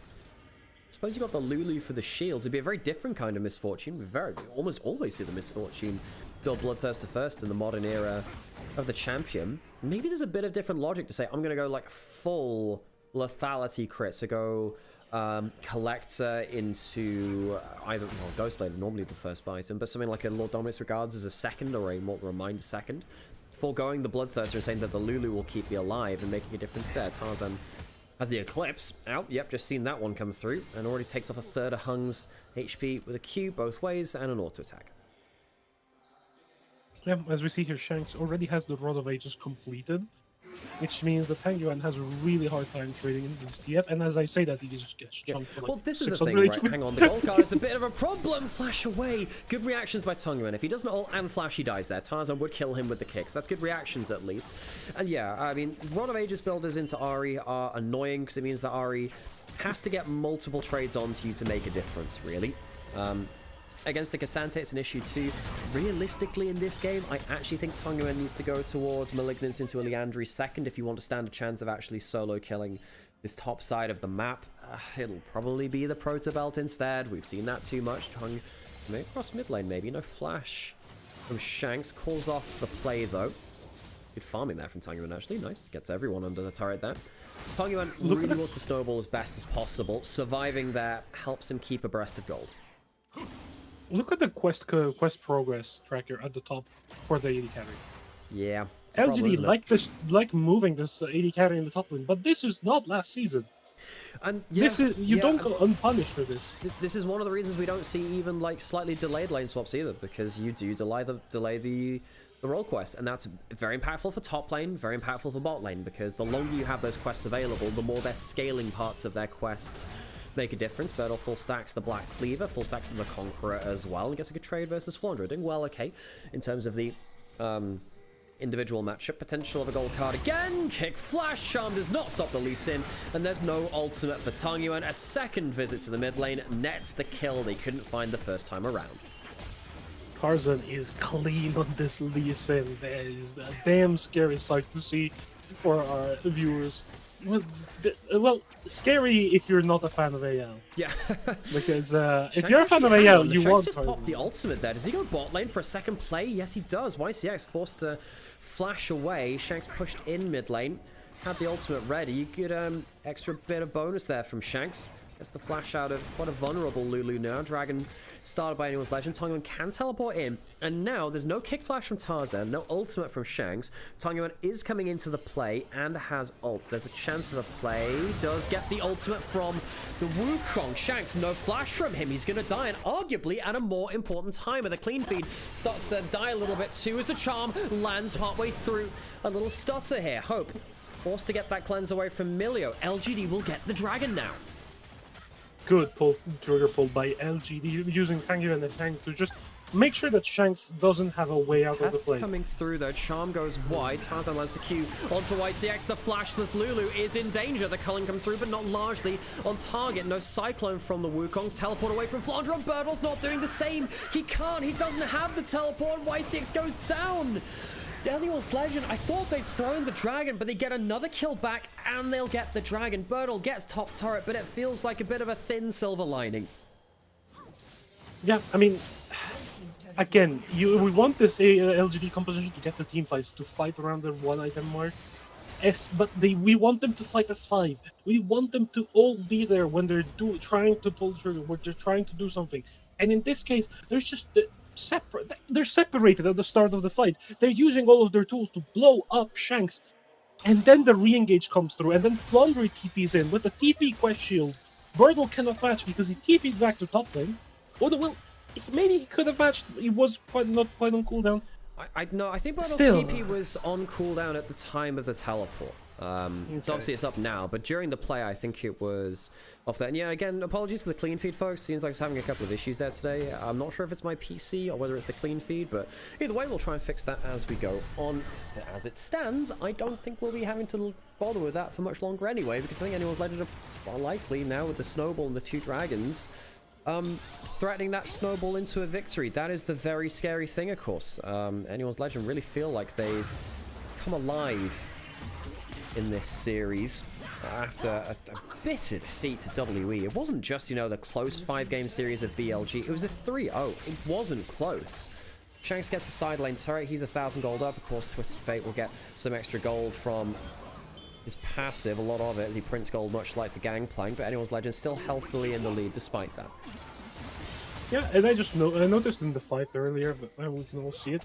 Chariot does not go for the Collector. He actually goes for a good item in this game. He goes for the Serpent's Fang first item. You're right. It is the Serpent's Fang first. I mean, in the past, we've seen stuff like the Collector first. Shaya cooking a little bit still. I mean, this shield will work into, at least in Safeguard, it'll work into the footwork, all the Milio's shields as well, the barrier of the Lucian. So everyone but the Twisted Fate has their own inbuilt shield. Even the Eclipse shield will get removed somewhat by the Serpent's Fang. Shield. And lethality items in general are not bad on Misfortune. She is a good lethality user. It's just the Collector in general it can be a bit of an issue. Wave clears with the ultimate as we're talking about that, but can't stop the plate going down to Hope. Yeah, Hope good to sneak that auto attack in that play. Of course, Essence River completed, going towards that Navori's Flicker Blades now. Yep. Yeah, Flicker Blades. Although, I mean, there is some variation in Lucian builds. Sometimes you'll see the Fire Cannon second with a Milio to get, like, the hyper range. Haven't seen too much of that, but it's worth just having that on the back burner to say, okay, well, if you really want to contest in range, well, Fire Cannon on a TF and Lucian will be your range at that point. Yep. I mean, at this point, you're looking at LGD's comp. Okay, you're getting to that close to that second item mark for almost everybody on your team. It's going to be the Sundered Sky for Hang. It's going to be the Sterax for Verdal. It's going to be the Banshee's Veil for Tang Yuan, which I'm not sure I really like because it's really simple for AL to pop it off. Yep, I agree. Because Twisted Fate literally just pops the ultimate and you lose your spell shield. Culling is stopped by the polymorph. Birdle in a bit of trouble. House Flash has ultimate, won't die here, but forced onto the defensive. Yeah, I mean, Tangyuan, I don't like this. I really don't like the Banshee's Veil. I think that in this game, you want to be as strong as possible. I think that you're either looking at a Liandry's to kill the HP stackers on top side, or even looking at somewhere like a Lichbane and trying to do a bit more consistent damage versus some of these lower range carries. It's a bit dangerous trading auto attack for auto attack versus the team. Personally, I would have been going Liandry second in this game, so you can have a bit more damage against the front line. However, and if you even then, if you want to go bursty, just go for like a Shadow Flame or a Lichbane. Lichbane, especially with recent changes to the item, the increase in the AP ratio, and the move speed amount as well, really helps that item be second slot, best in slot for Ahri in terms of damage. I'm glad it's not a proto belt, at least. I think that item is vastly overrated on a champion who already has enough dashes and the move speed of the W. Tangyuan, on the whole, though, outside of builds or whatever else, I think his gameplay has been good today. I think he has been the best player from LGD. He's been really pushing Anyone's Legend, despite the fact that they've gone 0-2 down. He's the player on LGD I think has by far performed the best. Yeah, I mean, if you look across all the games, he's been the reason, a lot of the reason why LGD have been looking really good at Hank is... Spotted. Oh, yeah. Sandra spots out the enemy jungler. See a comment in chat as well, like, oh, Ahri's just not a good pick. I think Ahri is a good pick. You just got to be good at Ahri, and I think that there aren't that many people who are actually that good at Ahri to make the most of it. Shanks has got the Lich Bane now, has the ultimate to reveal some people. Actually, that ultimate is going to be denied by Tongue when they don't see where the Ahri is. So they see them behind the plane now. Teleport from Shanks, and the Banshee's Veil legitimately gives the kill angle onto Hope. Is it enough, though? No, it's not. Hope goes down to the gold card. They will kill the Lucian, but what about the rest of the fight? Xiaoya dies, and despite the Verdant Barrier denying the vision control of the Twisted Fate ult, allowing for the flank from Tongyuan, it's not enough. You gotta kill them, not just be unseen. Anyone's Legend will chase down for another gold card. Flandra gets into Malorish, doesn't have all out anymore. I don't think he'll really care, though. Birdle and Tongyuan, they will die slowly but surely. Birdle goes down to Tarzan as the next kill is taken by Twisted Fate. LGD, another fight that goes wrong after a good early start.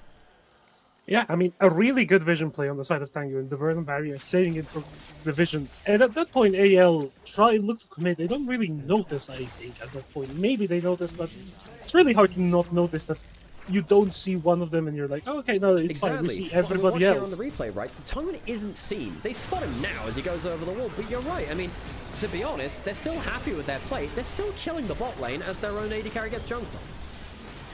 Yeah, and then YCX and Shari are just getting picked apart by Tarzan, Shanks, and Flandre, while Birdle and Tanguan kill Hope, and that's it. That's all they get with all of these resources invested and try and get on top of it. It really is not enough. It's a continuation as what's happened in the rest of the series. Game 1, very similar, where they managed to, get one kill onto Flandra's Scion, or Game 2, they managed to get, oh, we killed Hope's Ezreal. Well, the rest of your teams died for that. The initial pick from LGD hasn't been bad, but the follow-up from the rest of the team and the positioning they find themselves in has not been good enough beyond that first kill of the fight. Anyone's Legend have been much better as holistic 5v5 team fighters. The Cullen comes out of Hope and puts YCX down to low HP. Reminder, look, LGD in this playoffs have still achieved something great. They have still made themselves into top 6 for the first time since 2021. Their backing group ascend for the first time, I believe, since 2024. And they've managed to achieve themselves a victory over Weibo in a best of 5. They beat TT as well. They've beaten 2 teams in best of 5s. That is still a good result for LGD. Not to belittle them as a team, but we didn't know what to expect from them, but it wasn't a crazy amount. Taking 2 best of 5s is far beyond my expectations. Anyone's Legend on the other side, this series has to be a stepping stone for them. They'll be facing the winner of JDG BLG in the next round of the lower bracket if they were to close out this game, which is looking increasingly likely. And the gameplay they showed today, while not bad, will be tested even harder by teams that will actually give them a bit more of an issue on the map. Ultimate coming through once again from the TF. Good charm onto the landing point. Does Tarzan follow through? The gold card lands, but they don't follow it. So TF ult for nothing so far. TP comes in from Burgle with the TP shield, and now the 2 items completed on the Renekton. This could be a fight on the side of LGD. You were looking at that Wukong probably to start it off. But you just look at those gold cards and the card damage coming after Hung's at half HP. He's really struggled to have value on the Wukong. Yeah, that's one of the Kaijus. Hop in, hop out from Tarzan. Finds Ferdal on the flank again. His Lee Sin has been very proficient in this game. We saw Junja pull it out the other day. Struggled to have value. Tarzan having a much better showing of it here on Anyone's Legend. He needed to snowball. He has. He started that snowball himself. Now, Shanks did, of course, leave for the early scuttle fight as well, but it really was Tarzan mechanically outplaying. A great play from him, the early levels, which forced LGD onto the defensive across the entire map. Now, Anyone's Legend, they're one dragon away from Soul. They're pushing out to another sideline turret, LGD. They've just been stripped of options. Do you like MF's build now, by the way? Has the Mortal Reminder in? Yes, I actually like it. It denies a lot of the healing now with the Mortal Reminder. You shield Reeve as well, which is very important against the AL composition, but if Xiaoya doesn't get to hit in this fight, it doesn't really matter what he does. Yeah. He could build a death cap. Yeah. Leandri's death cap, ARM Misfortune build. Yeah, my favorite. Love it. I mean, this is an ultimate reliant build, right? Where if you get a good ultimate, sure, great. Can you actually get yourself an ultimate and not die in the process of it? That's a different question. Tongyuan builds up the full Banshee's Veil. I mean, he is well and truly playing for the vision denial against the Twisted Fate ults. Very difficult, of course, if he ends up getting that removed before the fight. He really wants that unseen angle, but my problem is I just don't think even if he goes unseen, he does enough damage now. It's the problem with the Ahri. Ahri in general, you can't afford to have suboptimal damage, because compared to other mid laners, yes, you have good CC with your charm and you have great mobility and great options to approach fights. You don't have the damage to really match that, though, especially when you itemize poorly. A little bit of stutter again on the clean feed, but it looks like it's okay for now. Banshee Veil is not a low AP item, but you do need just a little bit more bang for your buck. Good damage there from Shaya onto Hope. Actually, Twisted Fate pulling the ultimate. Tungu and Spell Shield is blown by that. AL don't get much out of this, but they can just look for the Rapid Fire Gold card. I think Hand is looking for an angle here to pull the trigger, but he gets stunned by the gold card again. And LGD are getting more slowly pushed back by this AL advance. Hung just used the Warrior Trickster there too. And reminder, that's not just the Fire Cannon on the TF2. They can put the Millie on there too. Charm lands, but again, not much damage behind it. That's a flash forwards from Flandra trying to get into the backline. Birdle kicked away by Tarzan. Hung is isolated out and taken down by one last thrown card. Tarzan lands the Q, of course he does. Shaya goes down, and anyone's legend find 2 quick kills. And LGD are left stunned again by Tarzan's Lee Sin. Yeah, I mean, Tarzan has been excellent all series. Realistically, game 2, probably one of the main reasons AL were able to pull back the game with the performance on the Pantheon. Now on this Lee Sin, taking the game in control from minute 1, as he went for the invade, as he went for the 1v1, and he forced the duel against the Wukong early on. And on the side of AL, Shanks has been doing so much work this game. The rapid fire gold card and combo with the wild cards for the poke has been so oppressive that LGD feel like they control no space. They cannot walk up, because when they walk up, there is the threat of a rapid fire cannon, cozy campfire, TF running at you, stunning you from half a screen away, and just bending the fight there. He's built himself a Magi's now too, 9 stacks. If he gets above 10 stacks, the extra move speed is going to be ridiculous. LGD, they have been second best today, and even before you turned up, Harold, Tarzan's Neferi in game 1 went something like 14-0. It was absolutely insane on the Neferi. Baron's going to go over. This game has been led start to finish by the man in the jungle, Tarzan. He has utterly carried this team. Now, that's very important because, look, he was destroyed by Monkey in their series against WE. And of course, jungle is a team game. I think LPL currently houses the best junglers in the world. However, because all of these teams are so jungle-centric, any jungler, no matter how good they are, can be made to look foolish on the other side of it.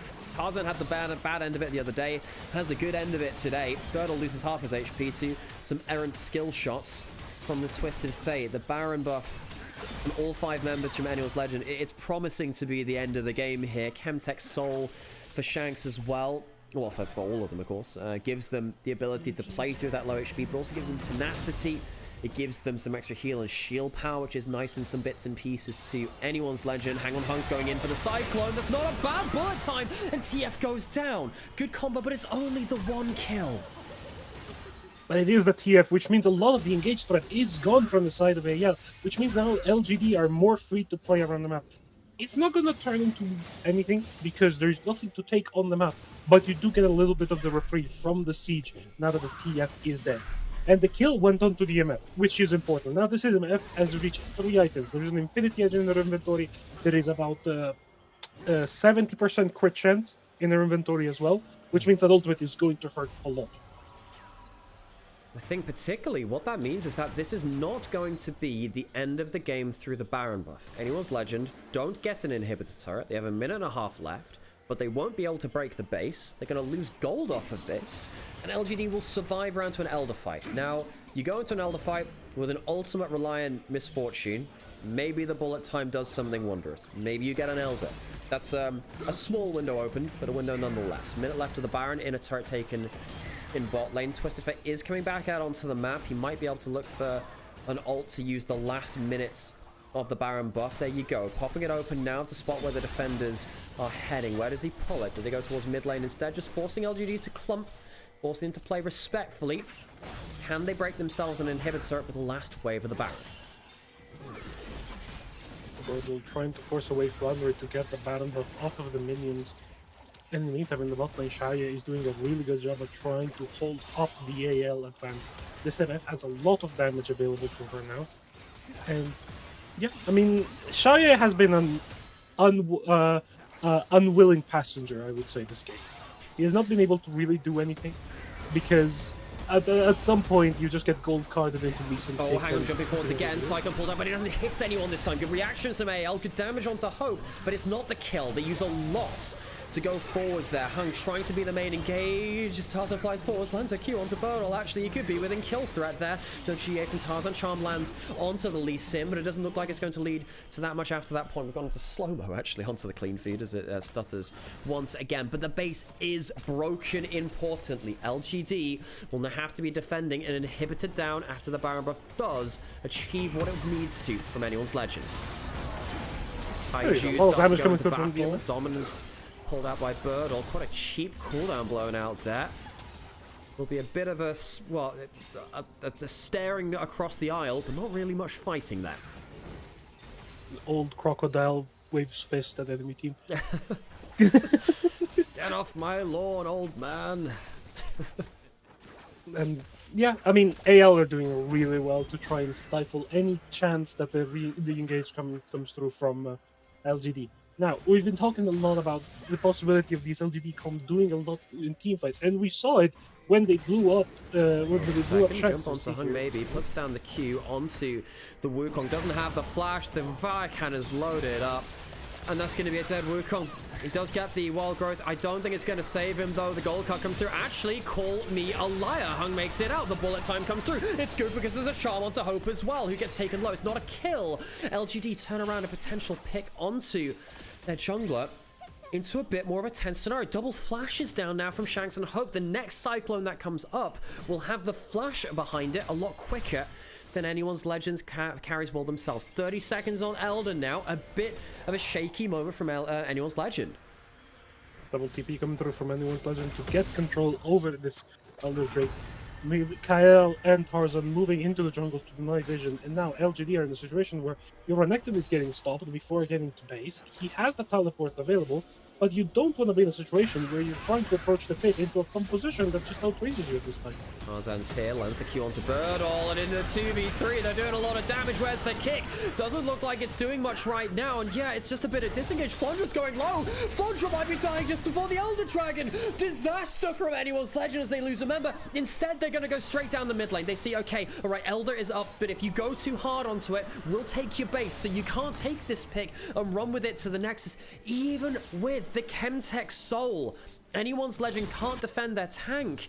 Initially, that was a 2v3 from anyone's legend. They bought into that play. Tarzan followed the Q. Unwise, now it seems. 30 seconds left on the Kasance. 5v4 on the map in favor of LGD, who, despite the fact that they're behind 4 dragons, a soul, and of course 5,000 gold as well, find themselves with an opportunity. Level 15 hit by Shaya, not the level 6 of that crazy ultimate going into late game. Do they start the Elder? Birdle, wave clearing in mid lane. Baron, the Elder is started.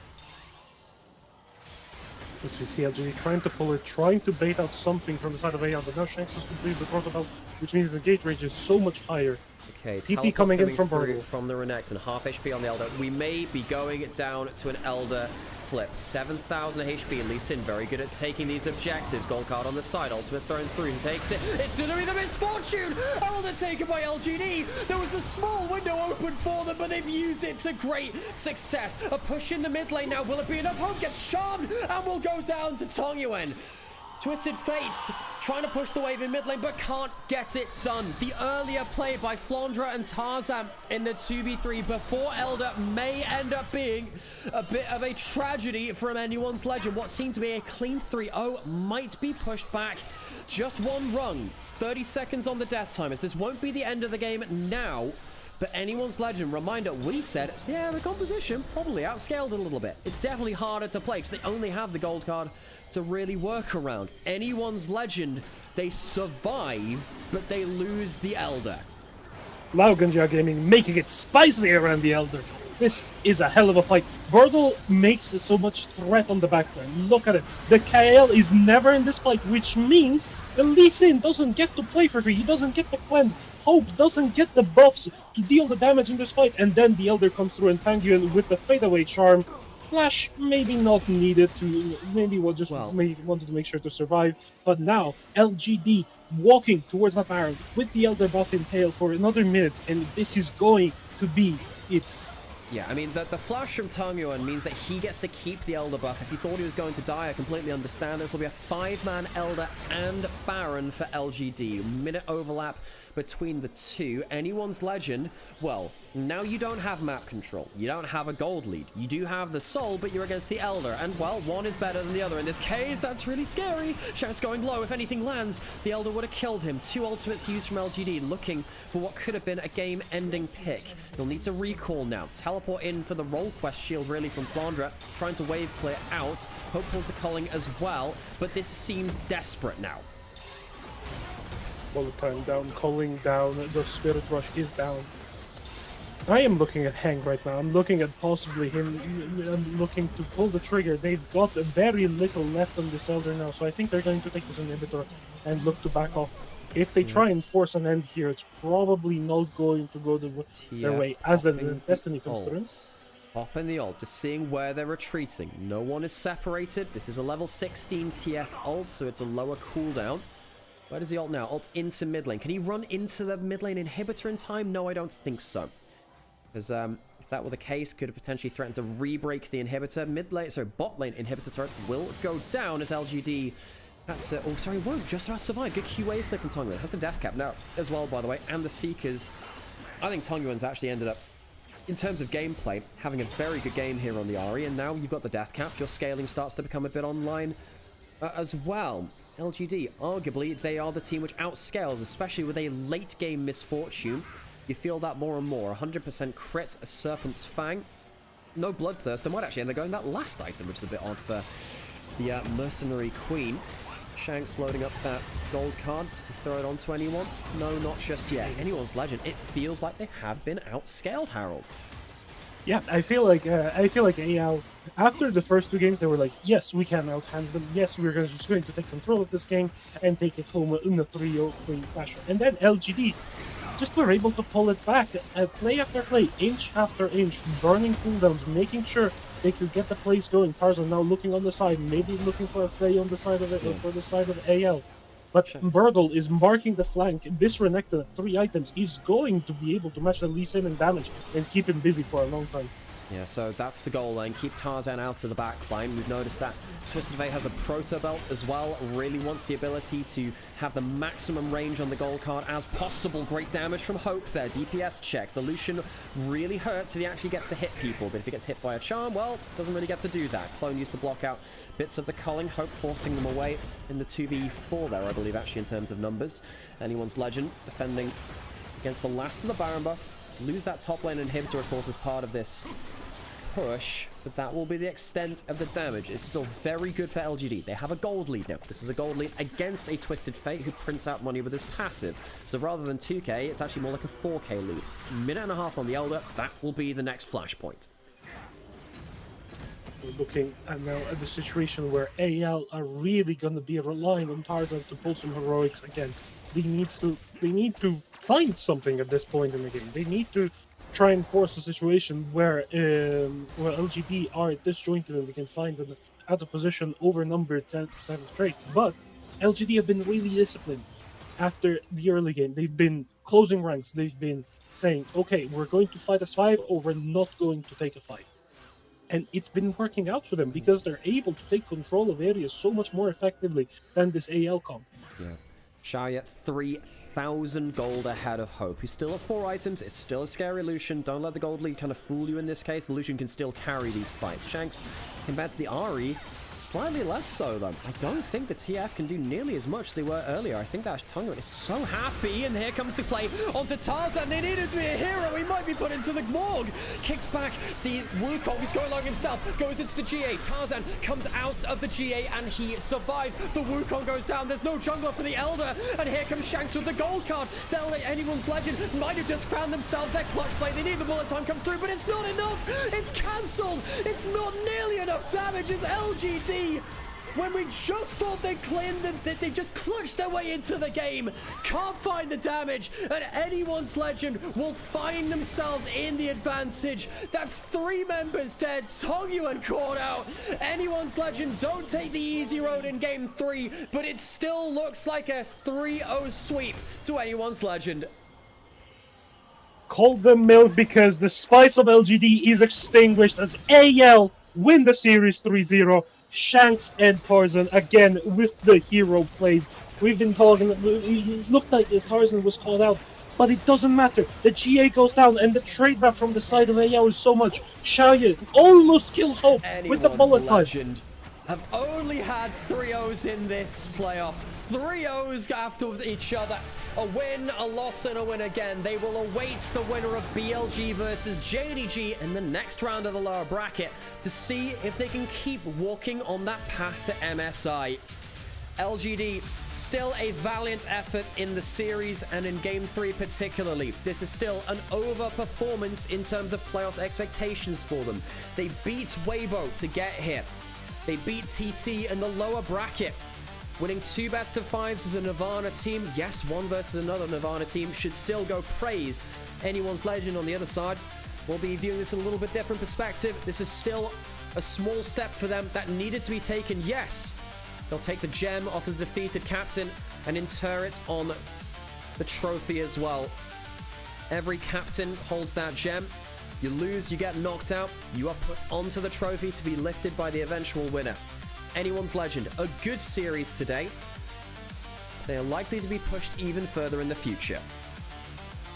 Yeah, as we say goodbye to LGD after... For so long we haven't seen this team in the playoffs, and for so long we've been, I would say, slightly disappointed by the direction that the team has gone for. This year they made it to playoffs, and they've made sure to try and make their mark as much as possible. And, man, this AL team continues to perplex me, and it continues to show why they were the best team of last year. They have some of the best individual players in the league. They have some of the best coordination in the league. But ever since Tabe left, it feels like they're missing something. Still, they're making their way through this series 3-0, and they're going to be going up against, I believe, BLG now? Or the winner of the next series? My dude, I said it during the Nexus fall. The winner of BLG versus JDG. The winner of BLG versus JDG. Okay. So it's the winner of that. There are 2 sides to the lower bracket now, so it depends on who wins our series tomorrow. So we'll have the series tomorrow between BLG and JDG. Winner of that will play against Now Anyone's Legend on Monday. So we'll have BLG JDG, we then have Top East plus W, and then we have the next stage of our lower bracket on the Monday as well. So we've got 4 days back-to-back of games. This is going to be a slog for anyone going through the lower bracket. The lower bracket is already completely insane because of WE taking some crazy names, and of course Anyone's Legends amongst them. Yeah, and you know, I actually didn't stutter. I think they're going up against BLG. I'm not actually Okay, I don't think that. play. I'm sure they're going up against BLG. The match date was already set. I mean, JDG definitely looked like they were rocked in their last series as well. They really got rocked by Top Esports, who I mean, Tien definitely died a lot early game, but the fact that they got ahead in jungle and couldn't close it out, that's actually quite damning for them in a lot of different ways. I mean, I think the BLG, though, I mean, they lost against WE, who now look incredibly good. How much do we take away from them? Their next series was just not fair. It was just not fair. They just rocked up and just, like, threw someone out of the ballpark. It's like, nope, over the fence, you're out. There's no ability to really play from that. This is where things get really tense, though, because all it takes is for BLG to have a bad day and someone to have a good day. BLG are out. The same can be said for any other team. It's just down to form on the day. It's getting crazy now. Damn. Damn. What an exciting playoffs this year. Yeah, it's been fantastic. This has been one of the best playoffs I've ever been here for LPL. Oh yeah, Harold, Xerath wanted you to roast them, by the way. I could do that. And while you're doing that, if you're someone that needs a new browser, Opera GX might be the one for you, and you can support us while you're downloading that as well. It's free, it imports all of your old settings, has a ton of functionality. It looks cool as well. I remember designing web pages in the past, and I'm like, damn, I wish I could do that for a browser. Well, now you can. So if you can download it through our own download link, it does make a ton of difference to us. It helps us continue what we are doing. So yeah, just for this month, you can download through this link, and it makes a difference. Appreciate everyone, and we'll get on to our post-game statuses. Harold, you got a roast for Xerath? Yeah. Honestly, Xerath, I don't really need to roast you. The fact that you support Vampire out of all players tells me everything I need to know. God. Clipped and shipped. I mean, you know, what is it with these like playmaking WE supports that bring such like harsh fandoms to them? First, you know, it's like it's Vampire, it's yeah.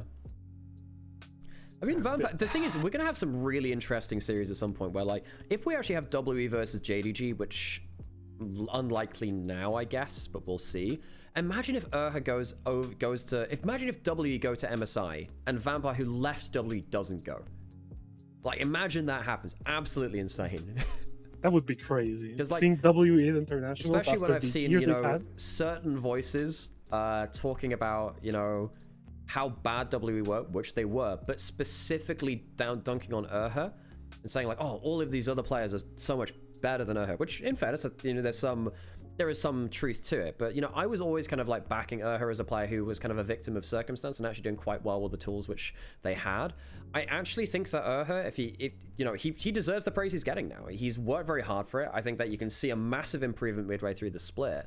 You know, WE are now playing the way that they did with Vampire last year, but without Vampire. They're doing it with Urha instead. That's really interesting to me. I didn't know if they could play that style without Vampire, because he was so crucial to them with that and Monkey, but Urha's been fantastic at it.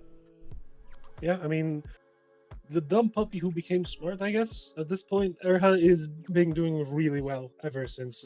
I would say ever since last year. He's been really good, period. Yeah, when he was on Weibo, he was really good. When he was even at the start of this year, and I think particularly like after Split 1 playoffs, some people wrote him off as like, oh, he had a really bad series, he made the lanes unplayable. But like, remind it, so that was against JDG when he lost that big series. And don't get me wrong, that wasn't a great series from him.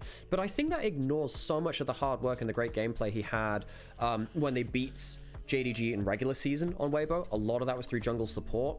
And a number of the other top tier victories they had as well. And so, like, when we come into this whole conversation where we've got, you know, players like Kyle who are struggling a little bit more now, obviously Vampire's playing quite well himself, the support landscape is already changing quite a lot. If you have, you know, Urha actually being a factor, I would take Urha over a lot of the other players in his role in the LPL right now. And sure, I mean, Monkey is like the real hero of that team. I think Cube is playing very well too. It's a holistic team effort. But yeah, there's a lot of conversations and a lot of narratives that have to be shifted quite quickly here now. I have no idea what happened to the clean feed there. I guess that just died. What the hell? Did that just go completely dead? Huh, weird. I guess it did. Okay, well, folks, thanks for joining me. I guess I'm going to... I think the clean feed just completely died. That's sure something. I've never seen that one before. But yeah, thanks for joining me. I'm going to go find someone to raid you over to. I think actually the clean feed just completely just died there. That's kind of insane. Maybe that's why it was juttering all day. But yeah, if the people want to download through Opera GX, makes a big difference to us. I'm going to raid over to someone. Appreciate you all, and I'll see you next time. Monkey said it best in his interview. We need a shot caller to trust. Oh, well, he needed people to trust in his shot calls is basically what it was. See if anyone who's rated me is online. Oh, Pow rated me not too long ago. I'm going to raid over the Pow who raided onto me. If you're on YouTube, the show will end here. If you're on Twitch, thanks for watching. We'll be back tomorrow. See you in a bit.